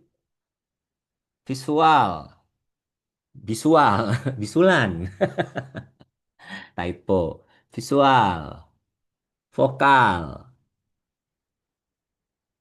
Oke, ada lagi? Vokal, visual. Oke, stop ya teman-teman. Jadi yang paling besar itu adalah visual. Kenapa visual? Saya mau cek nih, siapa yang jawab visual? Kak Nia, boleh di-on-kan mic-nya. Kenapa visual 55% menurut Kak Nia? Izin ya, Kang. Iya, silakan Kakak. Kakak dari mana? Kalau saya dari Cikarang, mohon maaf, saya off cam. Yap. Jadi Cikarang, kita sama kalau tetanggaan dong. oh oh iya Ya, Kang, saya di ya tapi Cikarang Selatan. saya Cikarang Utara, tapi saya sekarang sudah di Cimahi. Wah, Masya Allah. Oke, kenapa visual? Jadi kalau menurut saya ya Kang, kalau visual itu kan tadi seperti yang Kang Haris jelasin. Jadi kan dia itu jadi elemen elemen pertama ketika kita bertemu secara langsung dengan audiens gitu. Jadi eh ini visual itu jadi paling penting karena ketika kita melakukan entah itu nge-MC atau kita jadi moderator itu tuh yang jadi paling penting entah dari cara kita kontak mata atau gestur kita ketika menjelaskan runtutan acara, terus ekspresi kita ketika kita membawakan acara tersebut itu tuh menurut saya paling penting gitu, Kang. Oke, oke. Mantap. Terima kasih, Kak Nia. Yes. Jadi Sama-sama, teman-teman, Kang. memang betul. Visual itu, teman-teman tahu kan rambu-rambu merah, kuning, hijau? Itu adalah salah satu part komunikasi visual.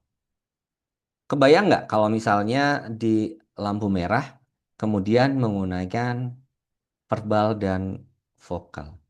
Silahkan berjalan. Ya kalau yang dengar, yang belakang nggak dengar gimana? Hati-hati misalnya. Tambah digas, nggak dengar. Berhenti. Nah itulah gunanya visual. Dan makanya yang saya tadi di awal saya bicara, teman-teman kalau masuk ke venue, semuanya sudah well grooming. Kenapa? Karena visualnya yang dilihat. Visualnya yang dilihat, teman-teman akan dinilai oleh banyak orang memandang.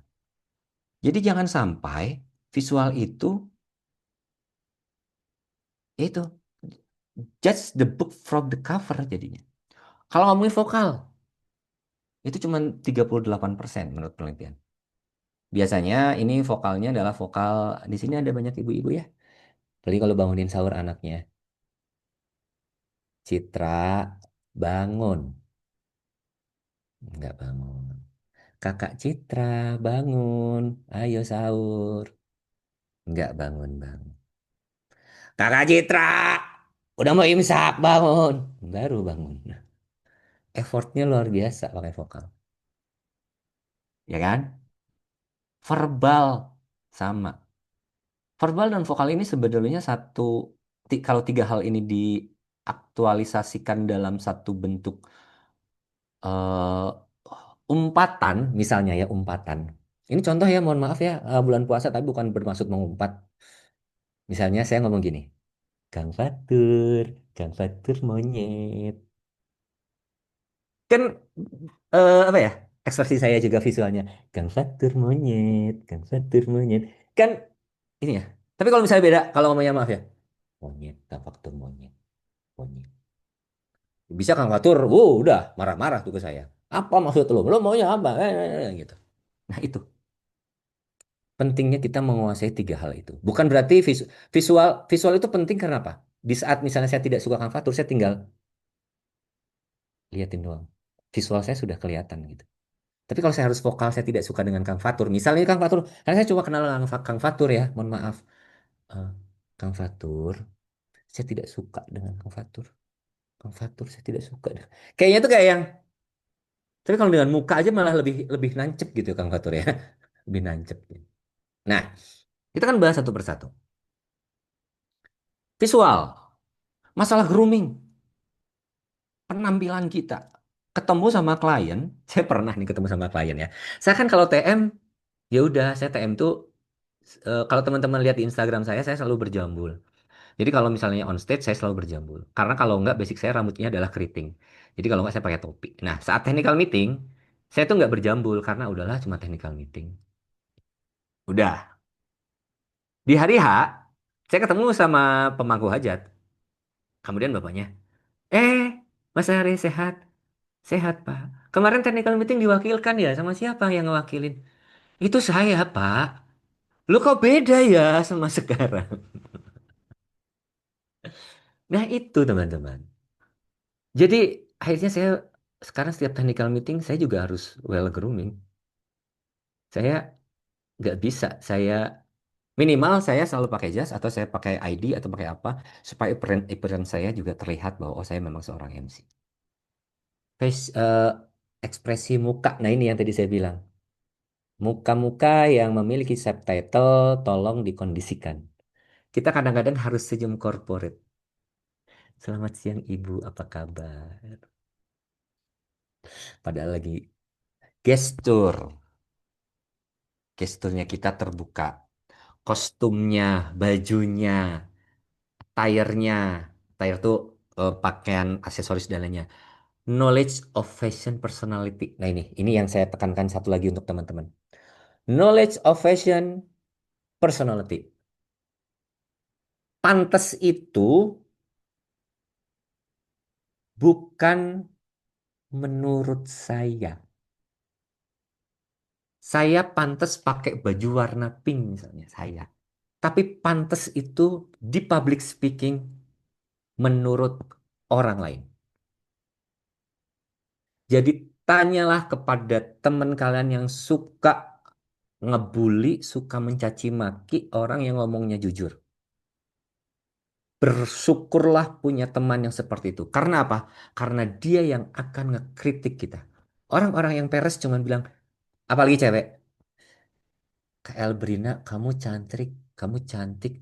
"Enggak Kak Citra kok yang cantik." "Enggak Kak Elbrina kok."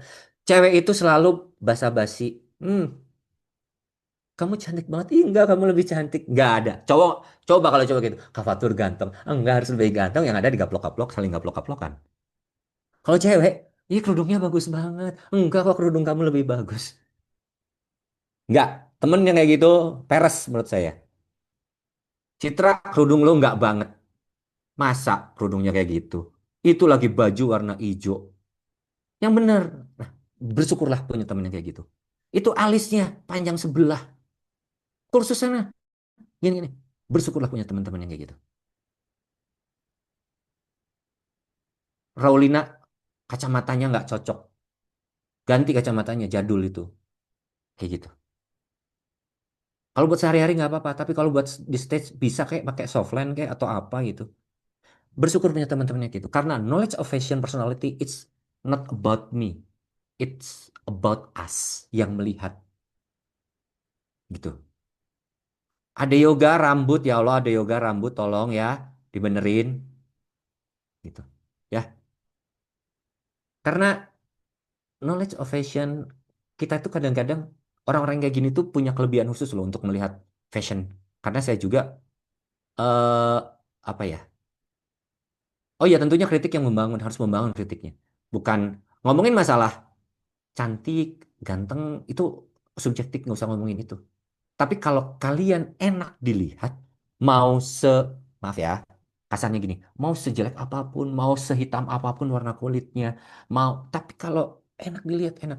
Tahu sorry ini melenceng. Miss Universe dari Cote d'Ivoire yang hitam legam. Hitam banget kulitnya. Tapi kelihatan apa? Kelihatan cantik, kelihatan elegan. Kulitnya apa? Hitam. Jadi nggak ngomongin warna kulit. Kalau teman-teman ada rezeki, coba ikutin color personality. Setidaknya kita tahu color yang cocok untuk kita warna apa. Minimal itu. Jangan-jangan selama ini saya pakai warna pink, ternyata saya cocoknya pakai warna kuning Golkar. Maaf, bukan kampanye. Misal ini contoh. Ternyata saya sukanya merahnya merah darah gitu. Oke ya. Kemudian state act. Di depan kita harus ngomong seperti apa. Gimana? Ini enaknya sih posisinya kita offline ya. Jadi enak saya mencontohkannya. Karena online jadi setidaknya teman-teman di depan posisinya cewek harus gimana, cowok harus gimana. Coba browsing banyak hal-hal yang kayak gitu ya. Oke, nah ini your body speak before you do. Jadi badan kita tuh bicara sebelum kita bicara. Ya lebih suka lihat David Beckham yang pakai jas warna hitam kan dibanding warna biru. Karena sudah bicara gitu. Your body speak. Jadi setiap ketemu orang baru yang dilihat itu pasti dari ujung atas sampai ujung bawah. Badan kalian, baju kalian itu berbicara sebelum kalian bicara. Udah bagus nih, udah penampilannya. Tiba-tiba, iya apa kabar? Sehat? Drop langsung. Jadi, your body speak. Nah, ini gestur yang baik. Gestur terbuka, telapak tangan selalu di atas ke samping. Jadi, gunakan, kalau misalnya ngomongin tinggi, nah ini nih. Kalau kita ngomongin tinggi, misalnya ngomongin banjir. Baik, di rumah Mas Fatur banjir, iya, banjir semana sedengkul. Pakai ilustrasi ngomongin measurement sedengkulnya siapa? Sedengkulnya anaknya atau sedengkulnya Mas Fatur?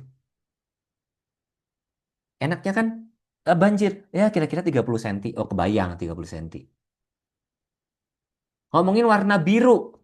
Biru banyak. Kalau ada edukasi di TikTok itu warna biru. Sampai ada warna biru. Kasih contoh. Biru. Oh birunya warna. Nggak apa-apa ngomongin partai. Biru PAN misalnya. Kuning. Kuning orange. Orange PKS. Nggak apa-apa. Tapi kita punya persepsi yang sama. Dengan warna. Ngomongin masalah warna pink. Pink itu banyak. Barbie aja punya tone color 219C. Saya masih ingat sampai sekarang. Pink macam-macam. Pink apa? Dress code-nya warna pink ya. Tiba-tiba ada apa? Pink tua, pink muda. Kan warna pink yang penting. Gak ada ketentuannya warna apa. Ya, gitu. Dan ini yang harus dihindari. Menyilangkan tangan di depan. Gini. Kemudian menunjuk jangan begini. Tapi lebih baik seperti ini. Jangan tangan di saku. Itu kelihatannya nggak profesional dan nggak pede kalau ngomong. Kecuali kalau ngomong santai ya. Gitu. Oke. Saya rada cepat karena waktunya ternyata. eh, nah ini tadi yang tadi sudah kita bahas. Vokal. Produksi suara, warna suara, karakter suara. Warna suara sama karakter suara itu sudah bawaan dari lahir tapi bisa dikontrol. Intonasi. Nah ini yang juga penting. Pace and pause. Kapan kita mengatur ketepatan berbicara? Kapan kita harus berhenti supaya orang dengerin kita? Natural, real. Kemudian ada yang namanya face over. Artikulasi. Nah ini tadi yang tanya artikulasi. Artikulasi itu harus ngomongin, belajar sering ngomong bahasa-bahasa yang tidak pernah kita eh, baca. Dan jenis suara itu adalah GIF. Ini suaranya bagus banget sih. Itu biasanya GIF. Karena konsepnya gini ya. Ini juga berpengaruh terhadap nilai eh, tingkat percaya diri. Konsepnya. Semua orang bisa menyanyi. Karena dari kecil kita diajarin nyanyi naik-naik ke puncak gunung, cicak-cicak di dinding, ya. Tapi tidak semua orang bisa jadi penyanyi. Tidak semua orang bisa bicara, tapi tidak semua orang bisa bicara di depan umum. Apa yang membuat mereka bisa menjadi penyanyi?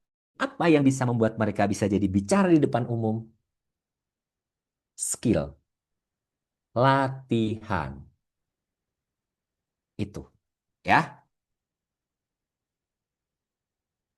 Ini ada 3 jenis suara. Ada suara rendah, ada suara eh, tentang ada volume, ada velocity, ada variation. Saya cepat aja. Volume, naik turunnya volume, kita harus volume itu bisa diatur, naik tingginya tergantung siapa audiensnya. Kemudian velocity yang tadi ketukan atau tempo, jangan terlalu ngebut. Baik Bapak dan Ibu yang kami hormati, baik Bapak Ibu yang kami hormati, bla bla, jangan terlalu cepat. Ya, itu belajar sambil membaca, reading. Teman-teman kalau mau jadi MC ada teksnya nggak masalah, tapi belajar reading, belajar baca. Variation, naik turun nada suara. Ini tuh tone kayak fade, fade in, fade off gitu loh. Nah, gitu ya.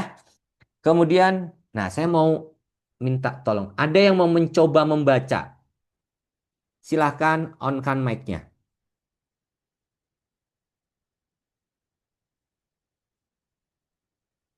Silahkan ada yang mau mencoba membaca. Kalau nggak saya akan... Mau coba. Silahkan Kang Fahmi. Nah, menurut cerita Bapak Joko Susilo, sorry. Menurut cerita Bapak Joko Susilo, orang yang berkarisma dan berwibawa. Oke, satu. Yang lain. Terima kasih Kak Fahmi. Yuk, yang lain. Izin aku mau. Boleh, silahkan. Dengan kasih apa? Cenol. Oh ya, silahkan Kak Cenul.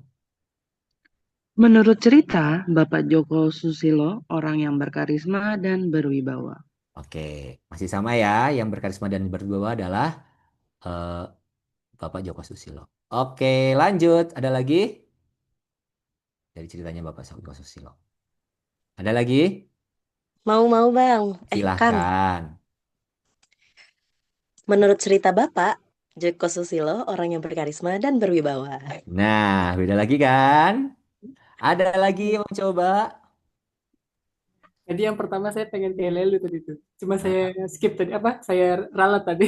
berarti tadi kan menurut cerita Bapak Joko Susilo orang yang berkarisma. Berarti yang berkarisma Bapak Joko Susilo. Kalau ini menurut cerita Bapak Joko Susilo, jadi cerita dari bapaknya, gitu kan? Ada lagi?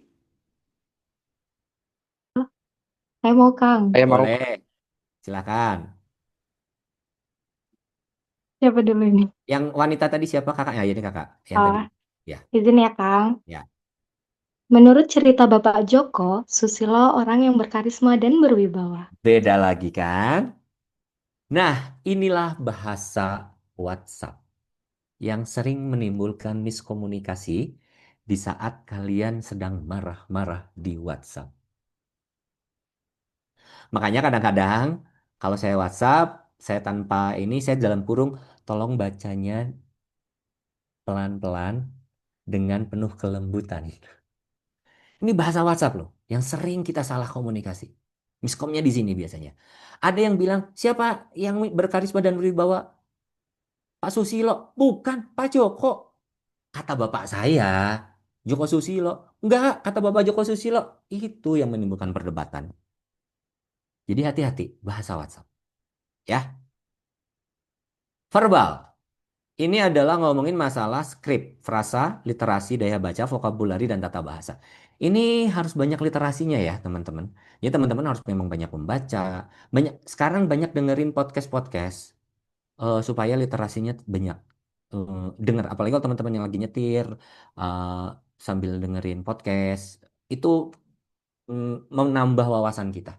Vocabulary, kata-katanya bisa bertambah, kemudian tata bahasa, itu juga sering. Bahasa baku dan tidak baku tidak semua orang kayak kayak misalnya kan waktu dan tempat kami persilakan itu tidak baku dan harusnya kan kepada Bapak Fatur kami silakan bukan silahkan tapi silakan hal-hal yang kayak gitu ya. Oke karena sudah ini kayaknya sudah habis. Nah, dari semua ini rangkumannya kurang lebih seperti ini. Kalau ini nanti saya akan share flyer ininya dan saya akan share kepada teman-teman. Ada Formula 3V, ada Fondasi Filosofi Public Speaking supaya teman-teman juga bisa dibaca nanti ya. Kemudian terima kasih dan saya kembalikan lagi ke Kak Lailo. Oke, alhamdulillah luar biasa. Teman-teman boleh dong kasih emoticon tepuk tangannya biar rame. Masya Allah, luar biasa nih. Menurut aku, pasti teman-teman juga akan setuju. Ilmu yang sudah disampaikan sama Kang Haris siang hari ini sangat daging banget ya, luar biasa. Apalagi untuk kita semua nih yang sedang belajar di bidang public speaking, yang jadi guru, yang mau jadi MC profesional, ini menurutku daging banget ya, luar biasa, Masya Allah.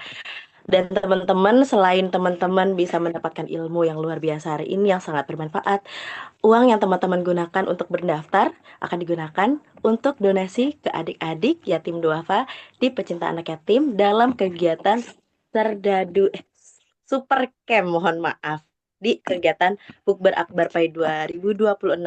Jadi teman-teman selain mendapatkan ilmu yang bermanfaat, teman-teman insya Allah uang yang teman-teman sumbangkan untuk kegiatan ini akan membuat teman-teman bertemu lagi mungkin nanti di surganya Allah. Amin. Amin.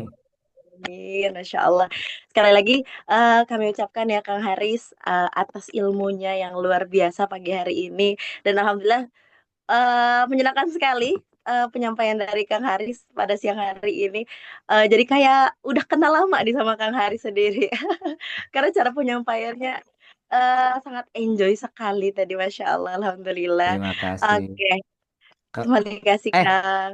Oke, Kak Lelo, ya Kang. sedikit teman-teman kalau mau lihat saya aktivitasnya boleh di follow Instagram ini. Nanti kalau misalnya ada yang update status di story dan sebagainya boleh di tag Instagram ini. Tapi mohon maaf mungkin saya baru karena saya sudah hampir 1,5 bulan Instagram saya nonaktif. Saya tuh lagi detox sosmed. Saya lagi mencoba detox. Tapi per hari ini kemungkinan akan saya aktifkan lagi. Karena sudah aman lah Oke, sudah. ya. Jadi karena saya dulu itu tipenya apa sosmed sosmed. Jadi saya detox 1,5 bulan alhamdulillah berhasil. Kang Fatur raise hand, Oke. Kak Lelo silakan. Siap, thank you Kang. Alhamdulillah aku juga sudah follow nih Instagramnya Kang Haris. Nanti buat teman-teman semua yang ingin membuat resume dalam materi hari ini boleh banget di-share di Instagram. Lalu di tag Kang Haris, boleh juga di tag pecinta anak yatim. Oke teman-teman? Oke. Lalu izin, Sebelum sebelum kita closing, aku mau tanya satu hal nih ke Kang Harus. Kang, Hampura mau tanya satu hal. Karena kan tadi aku lihat tuh sebagian besar kita karyawan swasta Kang ya.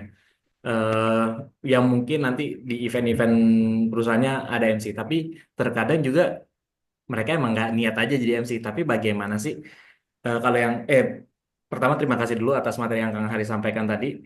Kalau boleh aku resume satu kata sebagai seorang MC khususnya ataupun seorang public speaker, satu poin utama yaitu mastery.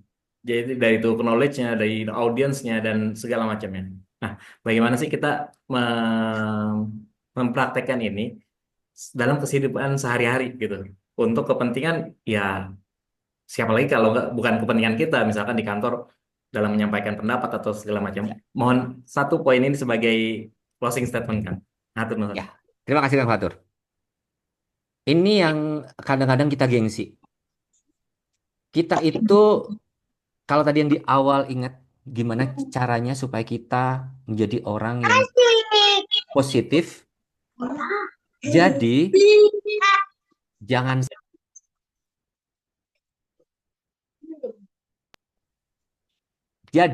jangan sampai rata-rata kita tuh orangnya pengen disapa duluan, Kang. Terutama teman-teman di kantor. Ingin disapa duluan itu hal yang menurut saya jangan dibiasakan. Ingin disapa duluan. Gimana caranya kita nyapa duluan ke orang?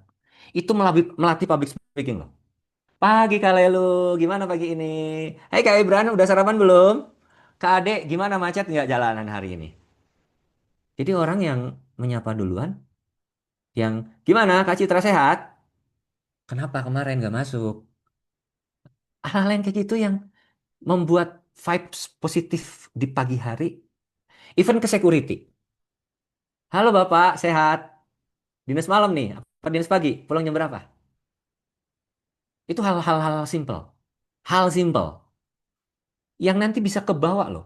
Itu kita ngomongin hal, misal soalnya sama security yang sering setiap hari gonta-ganti orang. Berarti kan dulu saya kerja di Matel, 8.000 orang. 8.000 orang kebayang. Yang saya nggak tahu siapa-siapa tiba-tiba di jalan ketemu. Pak Haris, hai. Ya nggak saya nggak kenal sama semuanya. Operator gitu yang tiba-tiba ah, WhatsApp atau apa saya. Ya gitu. Intinya apa? Be nice. Sapa orang duluan. Jangan apa ya? Jangan kalau ada istilah gini. Jangan minum di sumur yang sudah kamu ludahi. Ngerti nggak maksudnya? Ngomongin aja perusahaan gua mah gini gini gini gini gini, tapi Anda masih tetap mencari nafkah di situ. Makanya positif. Kalaupun toh itu menjadi apa ya?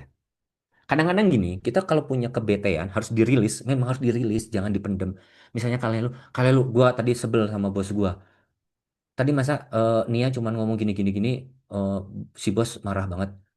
Omongin aja nggak apa. Tapi setelah itu ya sudah, hanya untuk rilis, bukan untuk bahan gibah gitu.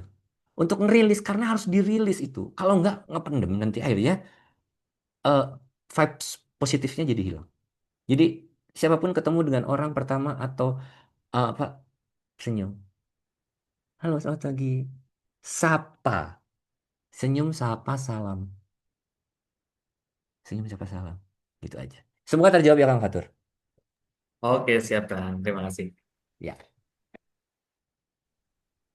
Kalau Oke, itu Alhamdulillah. Terima kasih banyak Kang Haris atas closing statementnya yang berharga hari ini. Senyum, sapa, salam, jangan pernah ketinggalan teman-teman.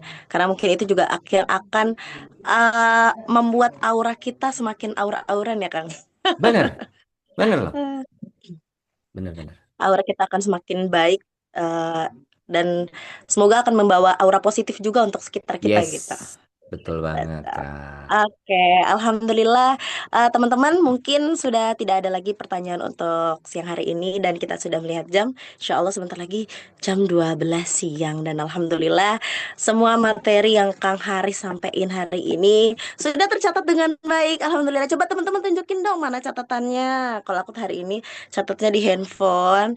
Alhamdulillah banyak banget ini catatannya dari Kang Wah, Haris. Luar biasa, Masya Allah. Alhamdulillah bisa dapat ilmu yang luar biasa bermanfaat hari ini. Terima kasih banyak Kang Haris. iya. Kakak, kita boleh foto dulu yuk. Boleh di on Iya, cam. kita mau foto ini. Nanti Bang Fatur yang akan screenshot nih yang akan menjadi Oke. fotografer kita hari ini. Teman-teman semua yuk kita on kamera yuk. Kita abadikan momen berharga hari ini. Kapan lagi kita foto bareng sama MC Kondang nih, Masya Allah. Kondangan. MC Kondang. Dia teman-teman yuk. Buat yang belum eh, on cam, boleh on cam dulu. Kita foto bareng-bareng. Oke, gimana Bang Fatur? Udah on cam semua Oke. teman-temannya? Sebagian sudah mulai on cam. Aku hitung 1 sampai 5 nih untuk yang masih on proses on cam. 1, 2, 3, 4, 5. Sudah semua? Oke, aku akan foto. 3, 2, 1. Sekali lagi boleh ya. Tunggu dulu. Sambil langsung di save, save.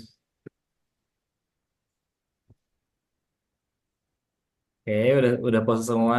3, 2, 1. Oke, terima kasih sudah semua. Alhamdulillah. Terima kasih banyak Bang Fatur.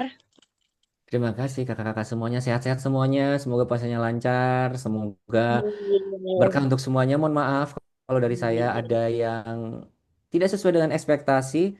Mungkin nanti teman-teman kita bisa belajar bareng lagi ya. Sukses selalu untuk Amin, Terima amin, semuanya. kasih amin. Bang Amin. Senang Haris. juga Kang Haris. Makasih. Barakallahu fiik. Sekali lagi kami ucapkan terima kasih banyak kepada Kang Haris atas keluangan waktunya, atas ilmunya yang bermanfaat hari ini dan insya Allah bisa diterapkan langsung oleh teman-teman kita pada hari ini. Amin amin ya rabbal alamin. Dan semoga ilmu ini bisa menjadi wasilah untuk Kang Haris Amin ya Allah. biar nanti Iya, amin, amin, amin, ya rabbal alamin.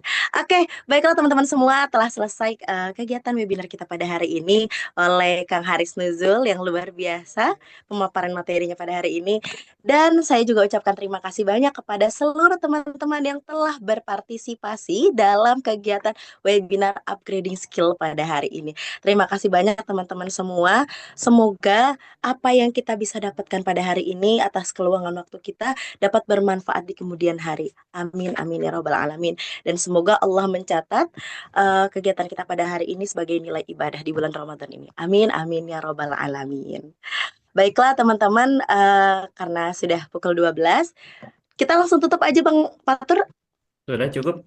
Oke, baiklah. Sekali lagi kami ucapkan sekali lagi kepada Kang Haris ya Kang. Barakallahu fiik, semoga sehat selalu dan semoga makin banyak menginspirasi anak muda di luar sana. Amin, amin, ya rabbal alamin. Baiklah teman-teman, mari kita tutup pertemuan hari ini dengan membaca istighfar 3 kali. Astaghfirullahaladzim, astaghfirullahaladzim, astaghfirullahaladzim. Dan mari kita sempurnakan dengan membaca doa kafaratul majelis. Subhanakallahumma wa bihamdika asyhadu an la ilaha illa anta astaghfiruka wa atubu ilaik. Sekali lagi kami ucapkan terima kasih banyak pada Kang Haris serta teman-teman yang telah berpartisipasi pada hari ini. Barakallahu fiik. Semoga teman-teman semua puasanya lancar ya sampai hari terakhir. Amin, amin, ya rabbal alamin. Terima kasih. Saya selaku pembawa acara pada hari ini mohon maaf jika banyak salah kata serta perbuatan. Mohon dibukakan pintu maaf seluas-luasnya ya teman-teman. Ya Kang Haris, ya Kang Fatur. Mohon maaf, pamit undur diri. Wassalamualaikum warahmatullahi wabarakatuh. Waalaikumsalam warahmatullahi wabarakatuh. Waalaikumsalam Sukses selalu untuk Terima kasih. semuanya. Sampai Makasih, berpangkat Sampai lagi. Kang. jumpa. Assalamualaikum. Ya, barakallah. Terima kasih teman-teman semua ya. Terima kasih Kak Lelu. Terima Terima kasih kasih banyak Bang teman-teman yang Fatur. sudah hadir pada siang hari ini. Assalamualaikum. Dadah. Sampai jumpa di Waalaikumsalam. BAP. Yeay. Gimana keluarnya?